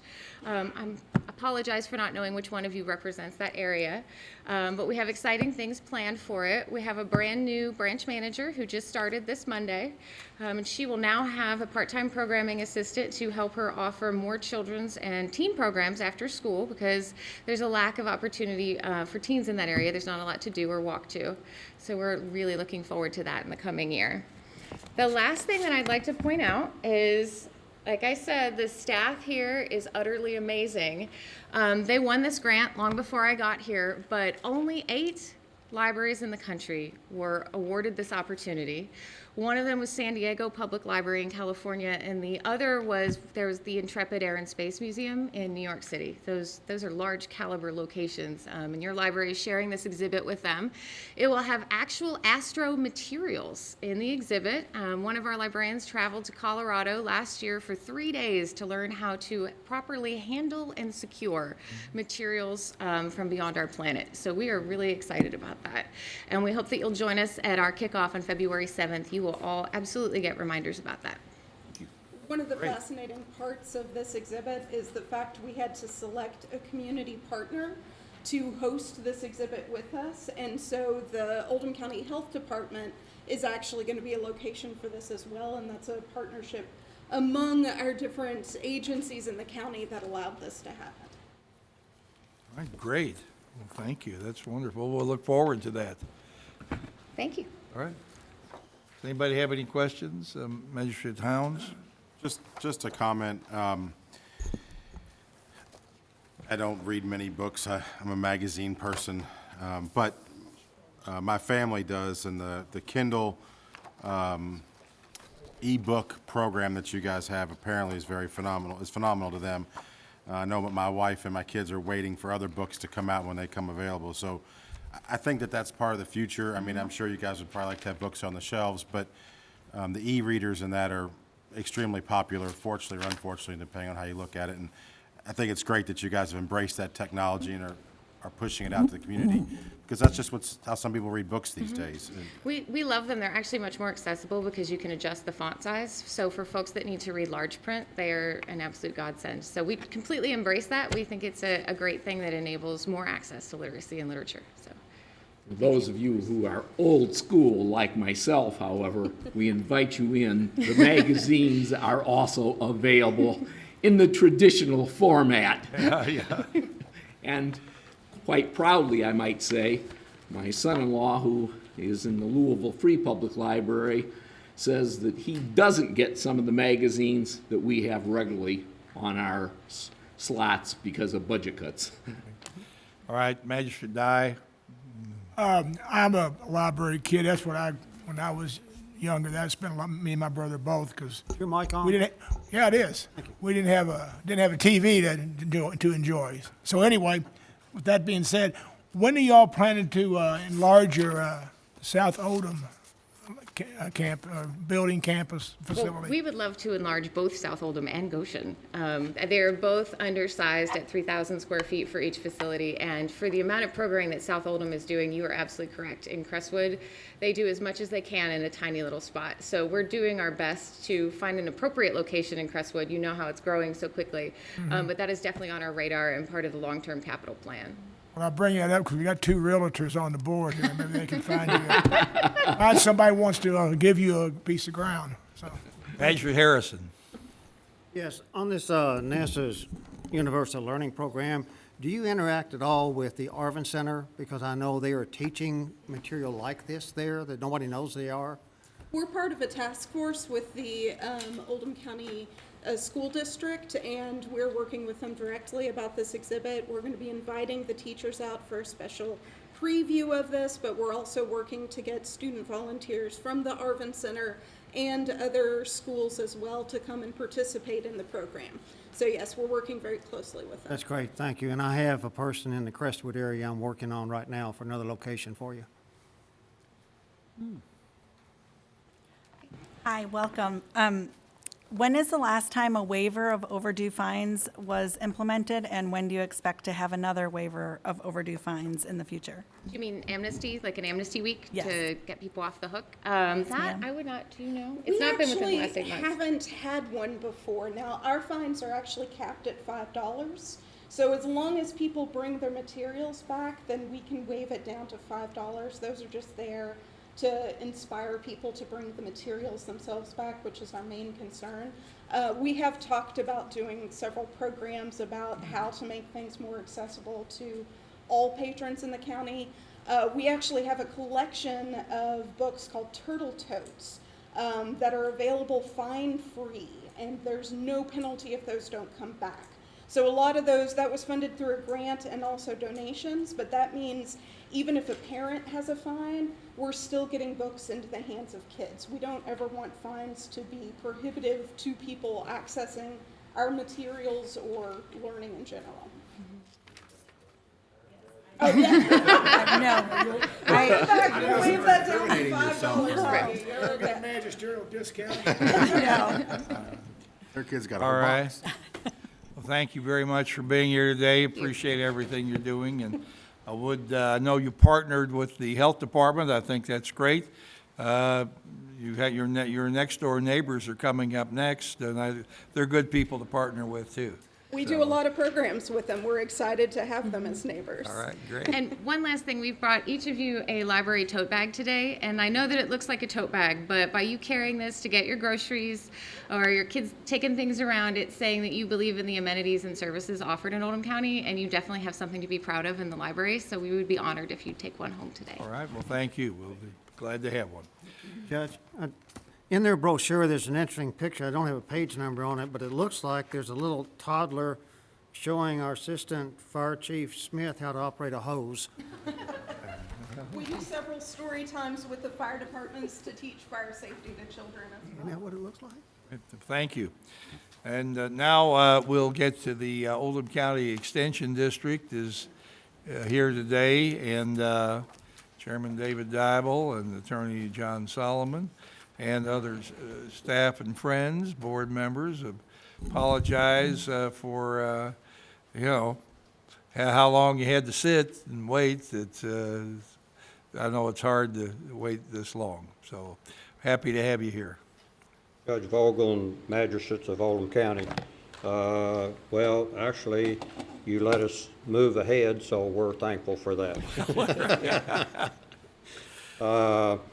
We presented our budget in July, and at that time, the university had not given us our tax rates. Since then, they have given us the tax rates, and we have met, and the board has approved these rates. I think you have the figures in front of you. We have approved a real property compensating tax rate of 1.40 cents per 100, personal property 1.43, inventory 1.43, and motor vehicle and watercraft of 1.5 cents per 100. This is going to generate approximately $1,036,793 for 2019. How much was that? 1 million? $1,036,793. All right, and I know you have moved that you were here earlier with the budget, I guess, I don't know, a month or two ago, how long, I can't remember how long it's been a short while back.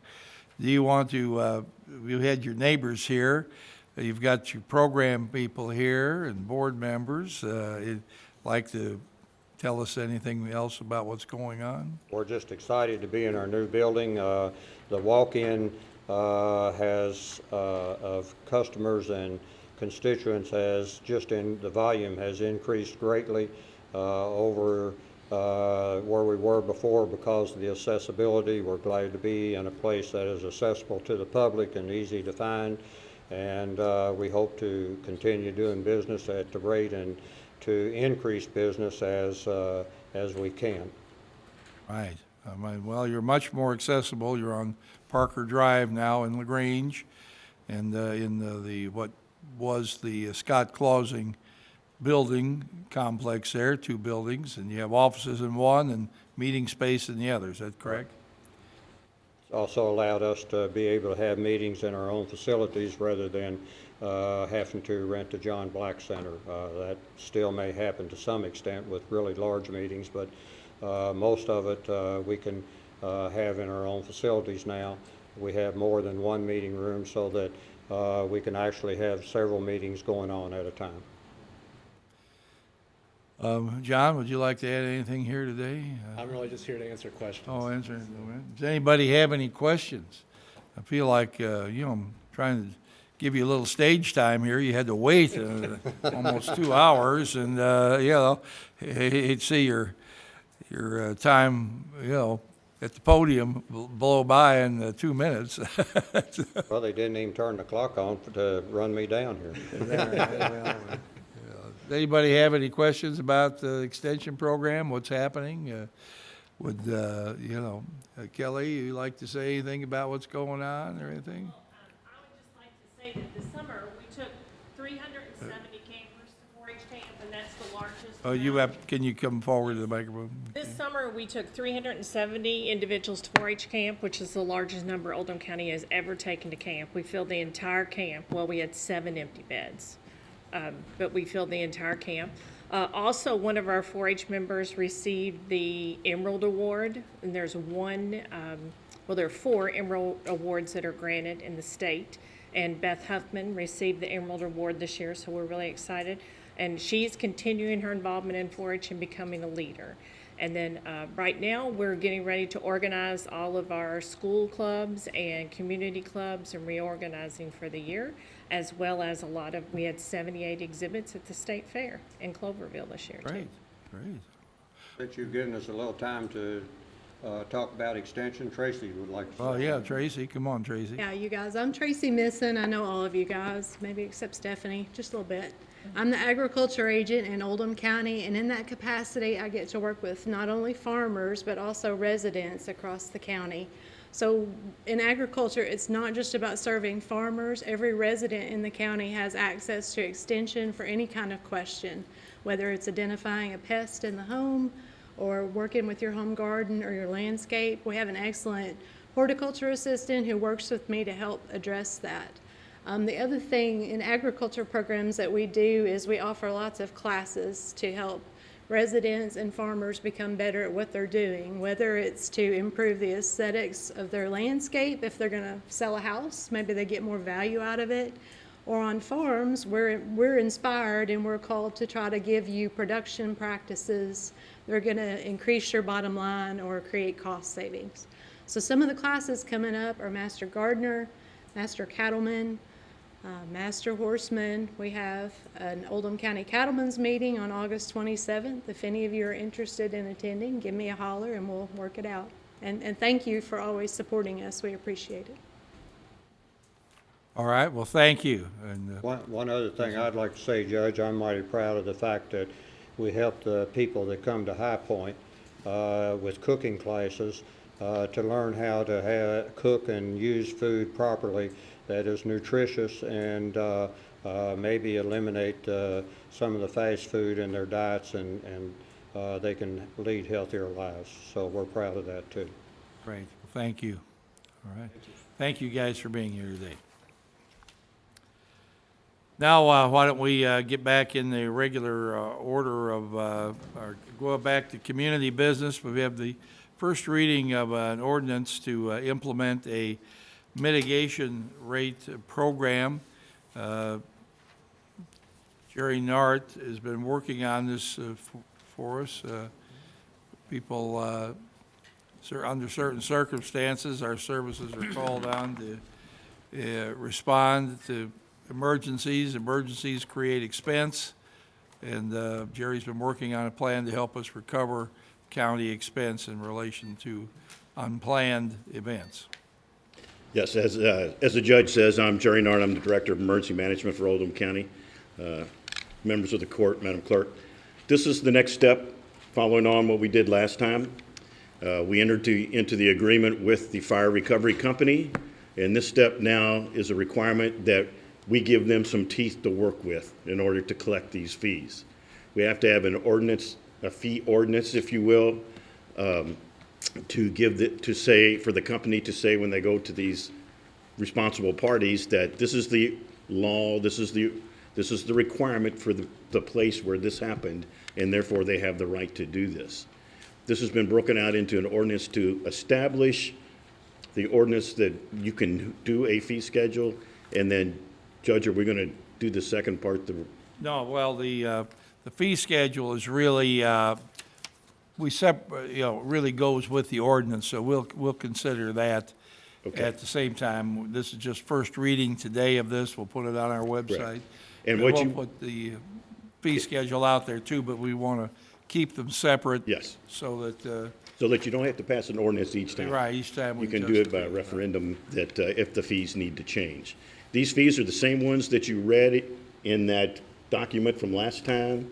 There's no change. This is just making it, again, law, if you will, for us to be able to collect it, or for the company to be able to use us and say, this is the law of Oldham County, Kentucky. All right, so this is an ordinance establishing a program to charge mitigation rates for the deployment of emergency and non-emergency services by responding agencies for services provided rendered for Oldham County. So Does anybody have any questions, Magistrate Logston? First reading. Vote for it and then go into discussion? No, this is just our Oh, first reading. Okay, well, I have a question. I mean, and you know that I back the police and the fire department 100%. We appreciate that, sir. But I think, and this is just my opinion, and I'm one person on here, I think it duly taxes the people who own homes twice versus, because we're not only paying in our homeowner's tax, but we also have to pay every time you come back out. So I know I read something in here that said that you were trying to do fair, that this is a fair thing to do, but to me, as a homeowner, I'm getting taxed twice this way. I just want to hear your opinion on it. So, yes, guess I don't necessarily understand your question. How would they be taxed because twice? every time you come out, there's a fee that somebody's gonna have to pay. Level 2, $540, car fire, $677. Well, I pay that when I pay my property taxes as, Okay, I the think People Valley Fire Department, I already pay that. Okay, so I think I'm following your question, sir. So, one of the next steps after this will be if we decide that this isn't going to apply to Oldham County residents. This is only going to apply to those not from Oldham County. Okay, that's what I needed to hear. Okay. Okay. Yes, that's a next step. But some of these fees that are charged in here are not necessarily fees that are covered. I mean, they're extraordinary fees that cost the fire districts money, as in the hazmat responses and that. Most of the fire departments, it would be a financial burden to cover some of these costs in these hazmat instances. In other words, if any fire department has to use level A suits or equipment that's on the hazmat trailer that needs to be replaced. Yes. Those items are not covered in our insurance, in your homeowner's insurance or car insurance for that matter. Those are extraordinary things. Most of those claims are going to be for people traveling up and down 71 or industry within the county. It's not going to be the average homeowner or the person on the street. Yes, and again, at the next step, the decision whether it be to make this applicable to everyone, Oldham County residents inside. If not, then if this is something that occurs from someone who's just passing through, they replace all the equipment so that in fact is there in case an Oldham County resident needs that response. They've already paid for it. It's already in the steps. Right. I mean, this is primarily, it's not intended to tag local people. It's to get, when fire trucks and police are called out, the things on the interstate, these people create an issue when they have these accidents. That most of them all have insurance, and this is to, basically try to secure some of our costs back. If you recall, last fall, there was a major accident on the interstate near Crestwood. Virtually our entire second shift had to work the accident on the interstate so that the school resource officers were put on patrol to respond the way the second shift would normally have responded were they not on the interstate. Well, that was an unexpected cost we picked up. There were South Oldham was out there, maybe Pee Wee Valley, I don't know. This is not intended to squeeze any money out of any local people. It's intended to recover the cost of emergency services that can be handled by insurance companies that cover trucking and other incidences that are involved on the interstate. And most of the fire departments carry the initial cash of the equipment, but it would be a burdensome, to your point, if it does, and truthfully, if it's we'll have to figure that part out later if it's an Oldham County person or not, but the point is that you've got to replace the items, the level A suits and that are used are very expensive. I mean, we just spent, it was what, $3,500 on replacement of suits, hazmat suits that cover your whole body, and that's a big expense. And I don't know that and I've talked to the fire chiefs about, I don't think you're going to see every accident billed at this level 1 Magistrate Logston or level 2 or level 3. But I think it's more intended for, like the judge said, for the ones that are on the interstate, or it's an extraordinary circumstance where there is something on the road that is not average car fire. If I might expand on that, if it would be decided, for example, there was a fire that involved or that was caused or deemed to be caused by some illegal activity in a house that did some extensive damage. Well, that would be even though that person was residing or that's a residence in Oldham County. If this is as a result of an illegal activity, then I think you could make a claim against that. Measure die. Well, Judge, if you remember, we talked about this sometime back, and I thought that, me and you had understood that that wasn't the ideal to squeeze anybody's shoes. It was if there was a way for insurance companies to cover this cost, this is the way we could recover it. And another example I know of, if you go out here on the interstate and you tear up 100 foot of guardrail, state's going to track you down and tell you to pay for the guardrail. You pay fuel tax, yeah. You pay state taxes for that, but they're gonna come back and. They're going to come back and get you. Well, again, if it's a non-resident, non-Kentucky resident. No, his point is, if you hit a guardrail, whether you're Jerry Nart, Chris Sounds, Bob Dye, it doesn't matter. Oh, okay. The state's still gonna come after you to fix that guardrail. Paying the fuel tax doesn't give you the privilege of tearing up 100 foot of guardrail. Magistrate Greenwell. Resident, non-resident, all we're doing here is setting a trend, because if we do this, Shelby County, Trumbull County, Hardin County is going to do this, and all this means, and I'm with Michael on this to a certain extent, this just means increased insurance rates. I mean, you could easily pay another 10 to 15% annual increase in your insurance to cover this. So did you think about that? Well, again, we're not talking about the ordinary responses. We're talking about the extraordinary responses. Everybody has accidents. I mean, some are avoidable, some are not. No, understand, but I think that most of them we're talking about are going to be those out-of-county, are going to be the runs on the interstate that involve more than just a general cleanup of an incident. I mean, that's what it's about. And this is something that's being done all over the country. We're not the first ones to be doing this by any means.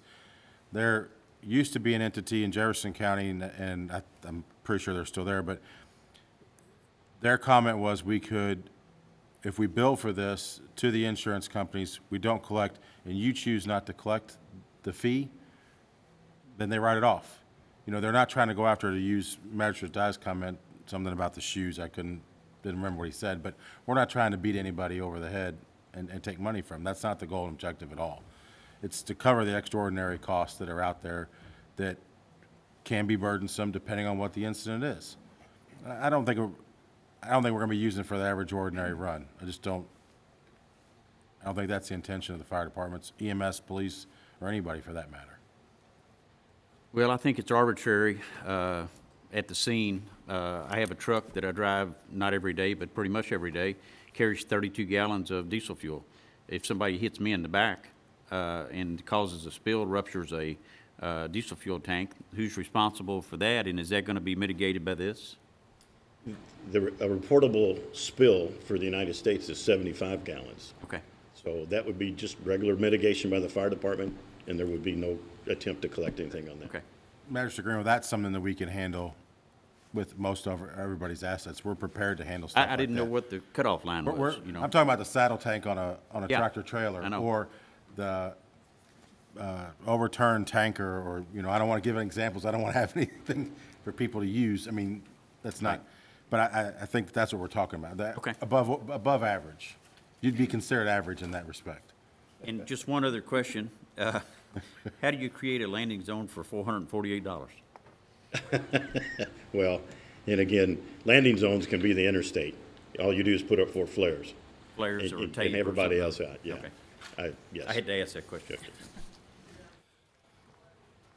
All right, well, this is this is the first reading. This proposed ordinance and the fee schedule will be posted on the interstate. We'll take this up again at our second meeting in September. Judge, if I may continue on just a moment, Director Keel had to leave. There's an accident on 329 at Lock Lane that he had to go back and assist the dispatch office with, so he will not be here for the next item on your agenda. And then, as Chairman Burkhardt indicated during the left when you all were talking about the water, we do have some pretty anticipated severe weather coming in for late afternoon, early evening, or later. So just wanted to make you aware of that. All right, thank you. Yes, sir. Is it right? All right, next item is under contract agreements. This is a resolution here that we'd like to put forward, and Kevin Nuss, our deputy, is going to handle that. Good afternoon. Oh. You have before you today a resolution recognizing telecommunicators of Oldham County Central Dispatcher as first responders. I'd like to give you just a little history as to why we're asking for you to support this resolution.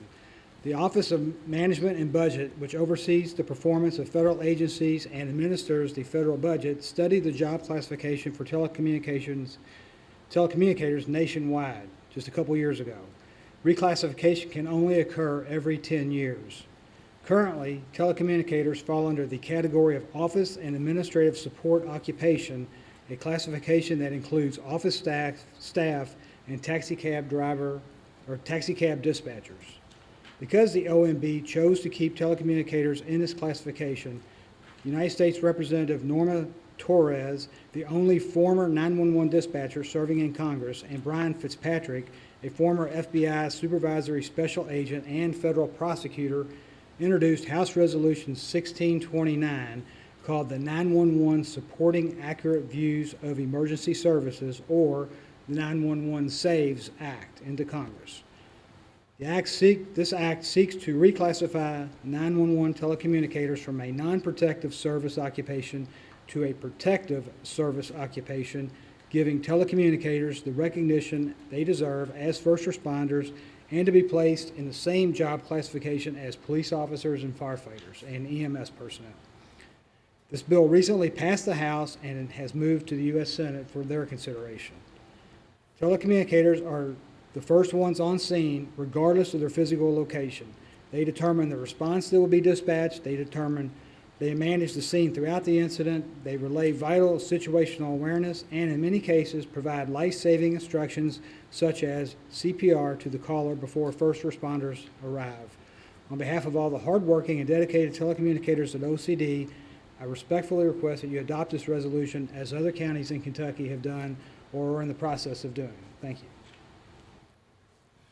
All right, so here we have a resolution recognizing the dispatchers of Oldham County Central Dispatch as first responders and being part of the critical infrastructure of the public safety framework. So that's our 911 telecommunicators and who work around the clock. So, Judge, I'd like to make the motion or resolution, ask you to sign the resolution creating that the Fiscal Court recognize the telecommunicators in Oldham County as part of the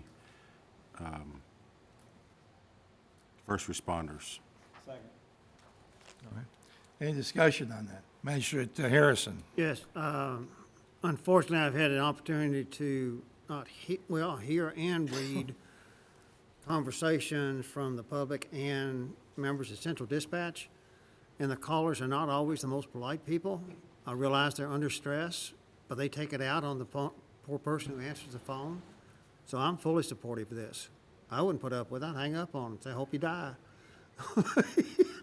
That's why you're not doing that job. I know. I can tell you, I was the dispatch director for 10 years, obviously, before I am in the current position I'm in now. And nobody calls dispatch to wish them happy birthday or happy Thanksgiving. They are under the most severe stress of their life. That's why they're calling 911. And I have personally seen the dedication of our dispatchers giving CPR instructions. I've been on the floor when the dispatcher has heard a gunshot on a suicide, where that's the last thing that person does before they kill themselves. It's a very, very stressful job. As a police officer, former police officer, there's no way I could do that job either. My hat is off to those folks and those folks that are so dedicated that they can sit there and take those calls every day, because there is no way I could do it either. Magistrate Hawkins. I may have missed this. Would they be privy to hazardous duty pay? No, this is a symbolic gesture only. Now, the national bill that's being out there, I don't know what benefits, if any, that would provide any type of telecommunicator. This is just a symbolic gesture for us to show that we support our dispatchers and we support their professionalism. All right, seeing no further questions, all in favor of us adopting this resolution, please say aye. Aye. Anyone opposed? Motion carries. Abstention. One abstain. Okay. Next item on the agenda here is our litter abatement grant. Becky Zockline. Thank you, Judge. This afternoon, I'd like to ask the fiscal court to allow the judge to sign our grant request for our annual litter abatement grant. It amounts to about $70,000, a little over $70,000 each year. It runs on the calendar year.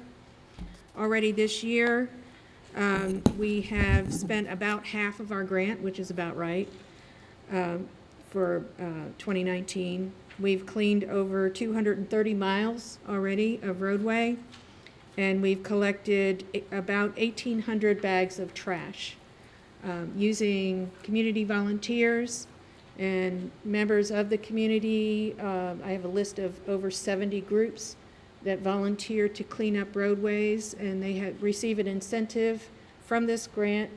They're paid per road mile that they're cleaned, that they clean up, and they also agree to volunteer in non-roadway cleanup events, also raising awareness about reducing litter overall throughout the county. All right, is there a motion that I be allowed to sign this application for a litter abatement funding? Second. Second. Any further discussion? All in favor, please say aye. Pardon? All right, all in favor, please say aye. Aye. Aye. Okay. Opposed? Abstentions? Go ahead. Becky, thank you for doing this. I have to say, I've done this with the block and I've done it with the Rotary Group, and I was so disappointed. A couple of months ago, we did this, and I went through Zell Smith Road with a bunch of people, picked up the trash. The garbage trucks came back through, and you went back through, and there was trash all over the road again. It was just amazing how the garbage truck, when they dump those garbage into the bins, trash goes everywhere. So I just want you to know, if you go through a road and you say, well, these people didn't clean this up, that's probably not true, because the garbage trucks are probably leaving as much garbage, and that's an exaggeration, but they're leaving a lot of garbage behind when they dump those into there. So I just want you to know that. Well, please let me address that, because the reason that garbage is falling out of trucks when they tip the can, when they empty the can, is because loose garbage is put in the can. So I encourage folks to bag their garbage when they put it in the cart and position the cart with the opening facing the street. So if the cart is not positioned correctly, and if there's loose garbage, and I'm an offender, get out of the car, there's the trash cart, I'm gonna put my whatever car trash in there. I get it, but we need to be more conscious about bagging our trash, loose trash. And in addition to that, our contract with Republic requires that if they have caused trash to go on the ground when they're doing their collection, they need to be notified, and they will go and clean it up. All right. All right, I think we've already voted on this, so thank you. All right, thank you. Next item here is the Bedford Hounds. Yes, Judge, I'd like to ask Rodney to come up in case we have any questions. We put out for bid, at least a month or better ago, to have the work done on what is referred to and passed as the old road garage, which now we refer to as the maintenance building / police storage facility. We'll just go with that for right now. What we are wanting to do is to resheet the side of the building. The contract that you have before you is from Rotor Construction. It is to replace 3 windows.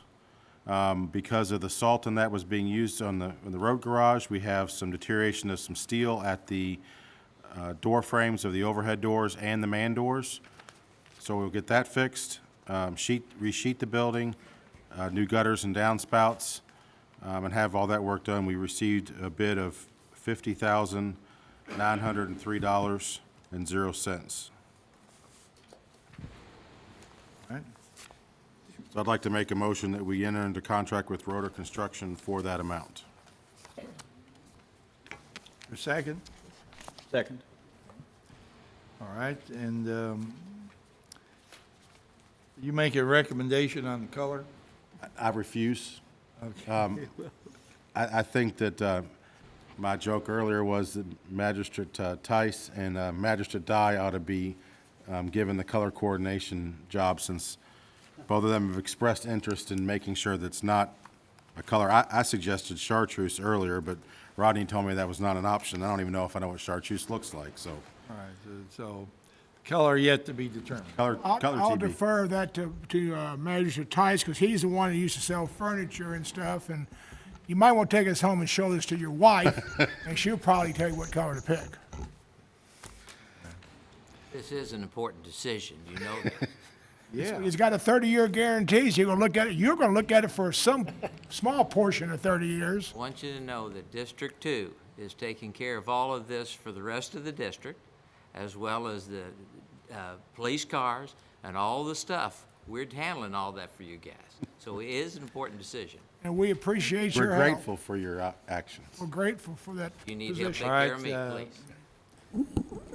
Seeing no further questions, all in favor, please say aye. Aye. Aye. Anyone opposed? Motion carries. Thank you. Now we're down to board appointments here. It'd be under K in your binder.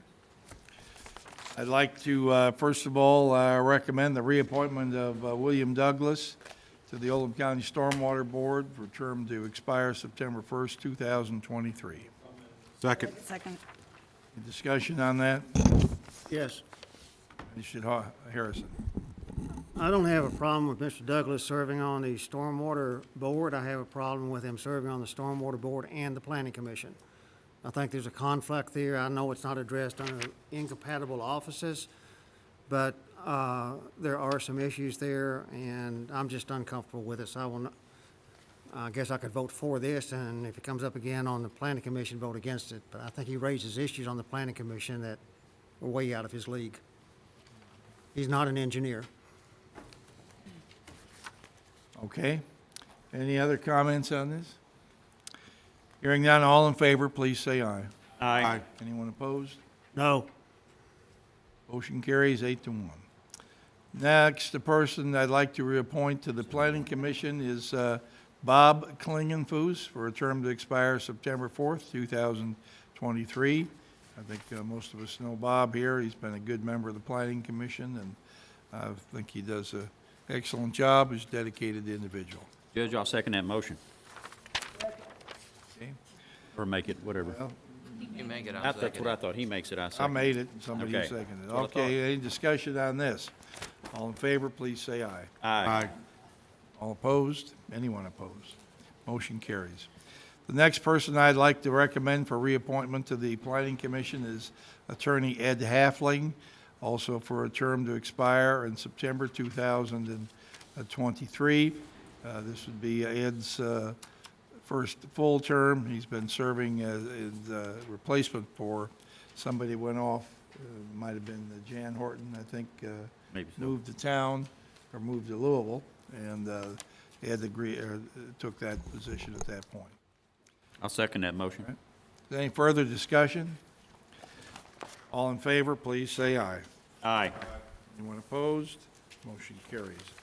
Now we're at the police department here, and we have some contract officers who are school resource officers. We're asking for them to be approved to begin September 1st, pending approval from the Kentucky Retirement System. Those individuals are Thomas Moore, Matt Lay, and Mike Head. And I'd like to make those recommendations.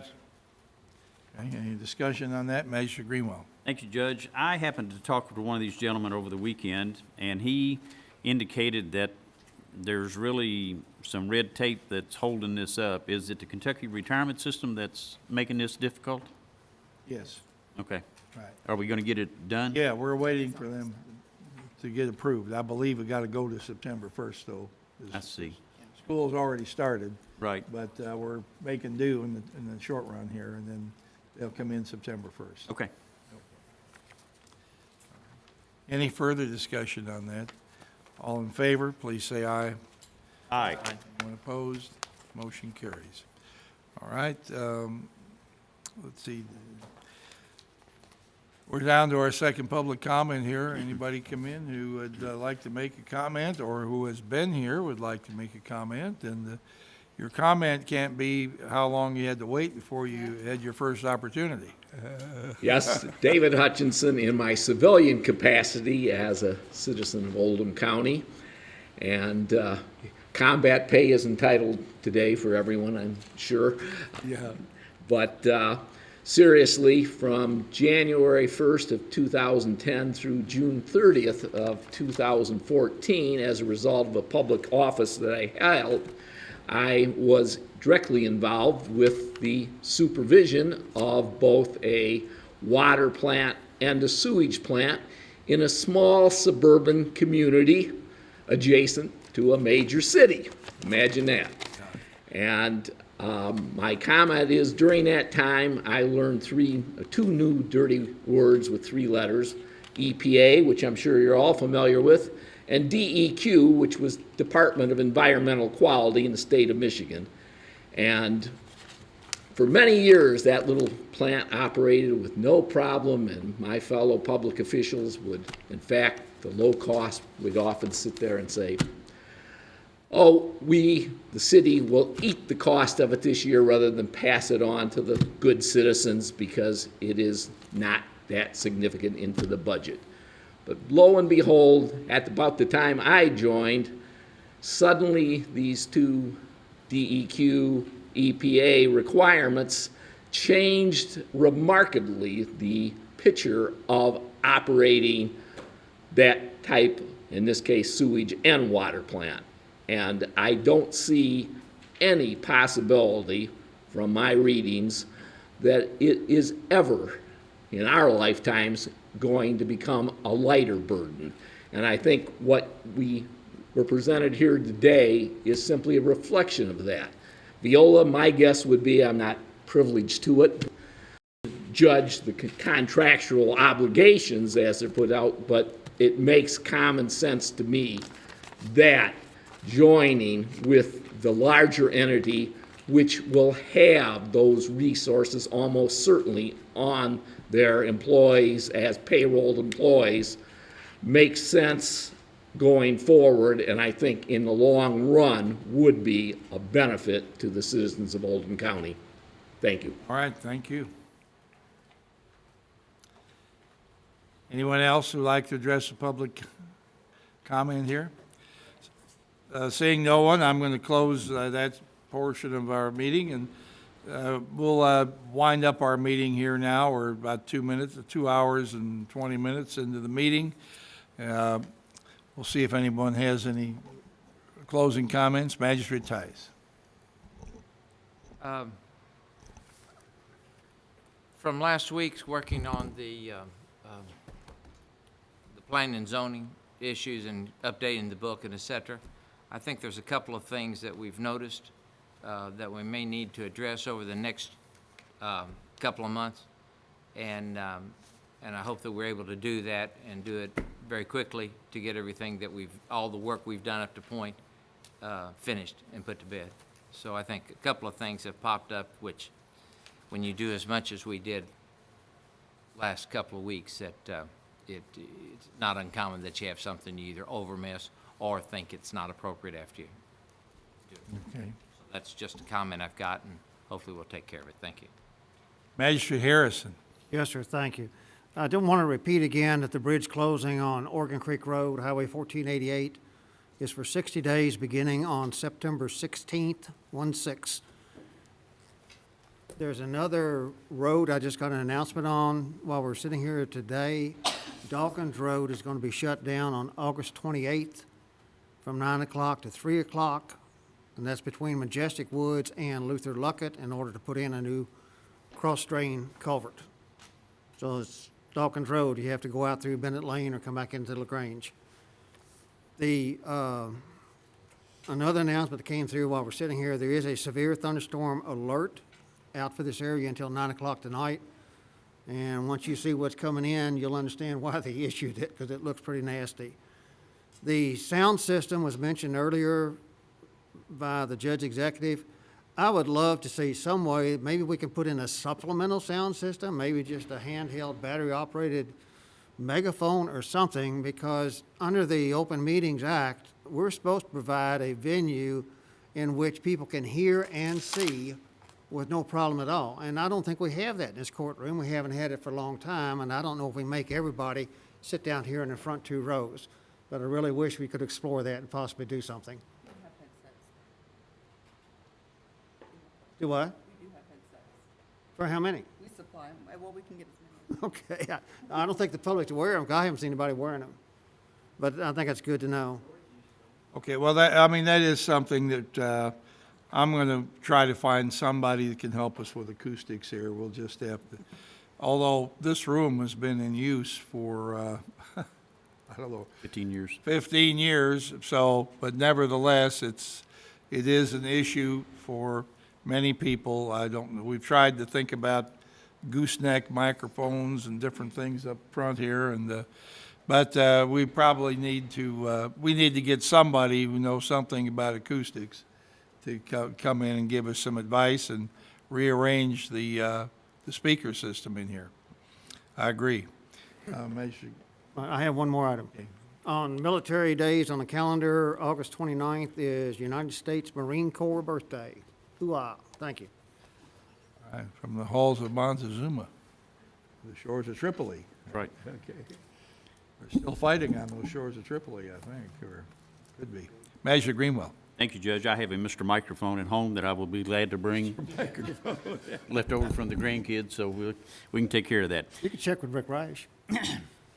To what Magistrate Tice was referring to, yes, we passed a lot of legislation 2 weeks ago, and I think some of it, I won't say created a loophole, but I still have a problem with the barrel warehouses, and he has a problem with the signs. We can work on this and get this worked out. Today, I had hoped to rescind the part about the barrel warehouses in AG1 district only, but then I didn't understand from Mr. Carter that we needed to even advertise that to rescind it. So I was just afraid something was going to slip through the cracks before we got a chance to put in corrective language. And what the whole gist of what I want to do is I'm all for the tourism aspect of this, but I know that nobody will pay $1 to go look at a barrel warehouse by itself. So I think that we need to have it to where if there is a barrel warehouse, that there is a distillery associated with it. And I'm not just talking about a working model, I'm talking about a legitimate distillery. So anyway, that's what I want to do, and that's what we hope to do in the coming weeks. And on another note, school started a week ago, and everything seems to be going very smoothly. Great. Magistrate Hounds. Well, Judge, up until maybe 30 minutes from now, I was going to make a comment about dry conditions outside because the grass and everything along I-71 and other corridors was pretty dry. And ask people to be aware of if they're birding or having a cookout or anything, that they use the utmost precautions. But that all may be abated here in just a few minutes with the storms coming through. Also, I'd like to make a comment about school is in session. The school zones, they are for real, and the police will pull you over if they catch you speeding through a school zone. But it's funny how at the end of the school zone the other day on 146, as soon as the car in front of me got past the school zone, I think they sped up to a undetermined speed because I don't have a radar gun. But just make sure that you're cognizant of the fact that understand your surroundings and be cautious of the buses, the people walking. We've got a lot of children that want to cross 146 at 329, I guess, to go to McDonald's to get a shake or something, but just be cognizant of that intersection and of other areas within the county with the school children walking. Magistrate Hawkins. It was brought to my attention that on August 5th, at the car wash in LaGrange, and I'm not sure exactly which car wash in LaGrange, somebody had fallen, and older gentleman had fallen, and there was a police officer there who helped him as he was laying on the ground, sort of looking up. A police officer happened to be in the area, came over, helped him, was very helpful, made sure that he was okay. But this person didn't get his name, and the car was, he said, an unmarked Ford Explorer. So he wanted to write a letter to that person's supervisor and just stating what a helpful person, and just just write a letter of accolades to that person's supervisor. So if you're a police officer who worked on August 5th at the car wash and helped a man who fell, I'd like to help in getting you recognized for just being kind and showing that you cared and going above and beyond the call of duty. The second thing is we're having a Rolling on the River Food Truck Festival put on by Tim, the director of the parks, as well as it's a county involved festival that is going to be at the Schombeck Park in Westport, Saturday, September 7th, from 11 to 7. There's going to be lots of bands, lots of music all day, and as well as a lot of food trucks. So that's going to be at the Schombeck Park. The boat ramp will be closed that day for safety reasons, because there's going to be a lot of food trucks and bands and people. And so September 7th, 11 to 7. Thank you. Magistrate Dye. Well, if you don't have a lot of people in the room, just tell them all to sit down front. This isn't church. You just move down here to the front pews. I mean, you'll hear fine down here. The second thing is, as far as the kids in school, I'm out in the neighborhoods a lot in my district, and I understand people speeding through school zones, and they shouldn't do it. I understand speeding on the big roads, but they're just as bad in the subdivisions. Stop, Steve. You're a bus driver. You see what I'm talking about. They run stop signs continually. Speed, you're exactly right. And a lot of times our units will sit down there in the area that I drive and write tickets. They haven't done it so far this year, but I've seen them do it in the past. I've seen cars pass a school bus in a subdivision. Oh, happens all the time. Yeah. So, I mean, it's ridiculous. So, that's all. Magistrate Logston. Just be careful. Good advice. That's your advice. Really? Okay. Okay, I've got a couple things here. I'm just going to mention, this is well-known fact, but the red lights are at the corner of 53 and 146 in LaGrange are functioning. Not everybody who's coming through the intersection's functioning properly, though. Some people, surprisingly, are not recognizing the fact that we have new red lights there. They're just coming through and running the red light some, and they think it to be a flashing light or something like that. So that's going to grow old real fast, so I hope people will observe. I think most people are coming through there, and to my knowledge, we've had no problems since those lights have been turned on. Judge, when I was coming in earlier, somebody crossing the railroad track saw the light was green going north on 53, and they were determined to make the green light. And by the time they went by me coming out of the parking lot, they were probably doing 50 or 55. That intersection right now, be alert. Well, LaGrange police have to step up and, put some teeth into enforcement there if that's what's needed. I would like to also announce two things here. One, I'm calling a special meeting for August 30th at 1 p.m. That'll be to, one of the objectives there will be to set the tax rate for the coming tax billing. I'd also like to ask that our September 3rd meeting be moved up, and the business that we normally take care of on Tuesday, September 3rd, be moved to August 30th. So in other words, instead of coming in, if we take Tuesday's business and move it to Friday, we wouldn't have to have two meetings. So I'm able to set the special meeting just by announcing it, but I would like to have everyone's input here on moving our regular meeting from the day after Labor Day until 1 p.m. on August 30th. Will the committees also move to that date? The ones that normally meet on a Tuesday? They could be up to the committee. Problem is, If you go to the cake, if you're going to the governor's local issue, you're there till noon that day, That- 11 o'clock. a lot of our committees meet at once, so that could get. Well, that's a local issues day, yeah. Yeah, local issues over at 11 o'clock that morning at the Galt House, for those that are going. Okay, on If that we Friday. had the meeting at 2, Judge, regular time, would that help out? It's fine with me. At 2 o'clock better for everyone? That should let the people from the Galt House make it out in time, and, Yeah, and we okay. can still have committee meetings and everything. Well, that would be fine with me. That would be Tuesday, September 3rd is the day after Labor Day, okay? Pardon? Melissa's saying it's been advertised for 1 o'clock already. Well, It's already been advertised for 1 o'clock. Okay. well, it can be advertised for 1, but if none of them, we don't have a quorum, we won't start till everybody shows up.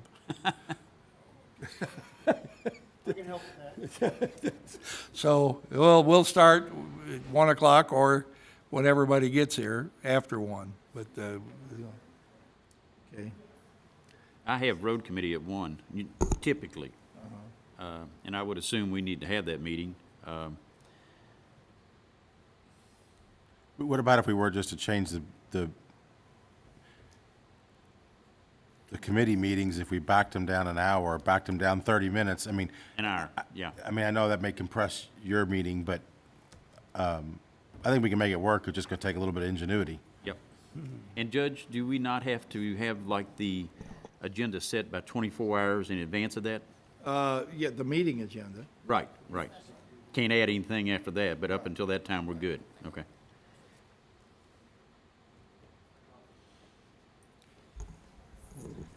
Who normally meets on Public safety at 1, roads at 1. So we'll be meeting at 12 instead of 1. I mean, normally that Utilities at 11. Friday morning is not that critical downtown. Okay. You know, I mean, sometimes it's just a panel discussion about something. Some of us are using it to get our last couple hours. Yeah, right. That would put utilities at 11, economic development at 10 on Yes. Friday. And I'm okay with all that. I'm okay with moving utilities to 11. You Pardon? talking about the governor's local issue? Pardon? The governor's local issue, I think the governor's going to be there Friday morning. Friday for lunch? Yep. No, I think it's going to be after breakfast. He's a speaker that day. It'll be him. Yeah, but I mean, normally that starts about 9 o'clock and by They 11:30. usually get out by, you're usually on the road by 11. Oh, 11.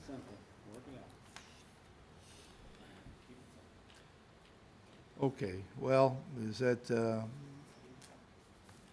no. Let's leave it like it is, and if the committee meetings get a quorum, we'll have a committee meeting. If they don't, we won't. All right, right. Okay. All right, so everybody in favor of moving to the 30th on the regular meeting? Is there a motion to, I'll make that motion. Is there a I'll second it. All in favor, please say aye. Aye. Okay, anyone opposed? Motion carries. All right, thank you. I'd also like to mention one more time that, Betty Moore, the wife of former county judge Wendell Moore, passed away 2 days ago. Her funeral will be at 1 o'clock Thursday at the Sligo Baptist Church. Betty was about mid-80s and a very nice lady and certainly be missed. I'm not sure about a wake, if anybody knows about that. Visitation's Wednesday from 4 to 8. Okay, 4 to 8 visitation Wednesday, 4 to 8. Okay. All right, is there a? Judge, one yes, other sir. thing. There's 3 employees here who were prepared to back me up on this planning and zoning, and they're still here, and I just want to say thanks. Okay, all right, great. Well, we'll discuss it later, I guess. All right, motion, all right, all in favor, please say aye. Aye.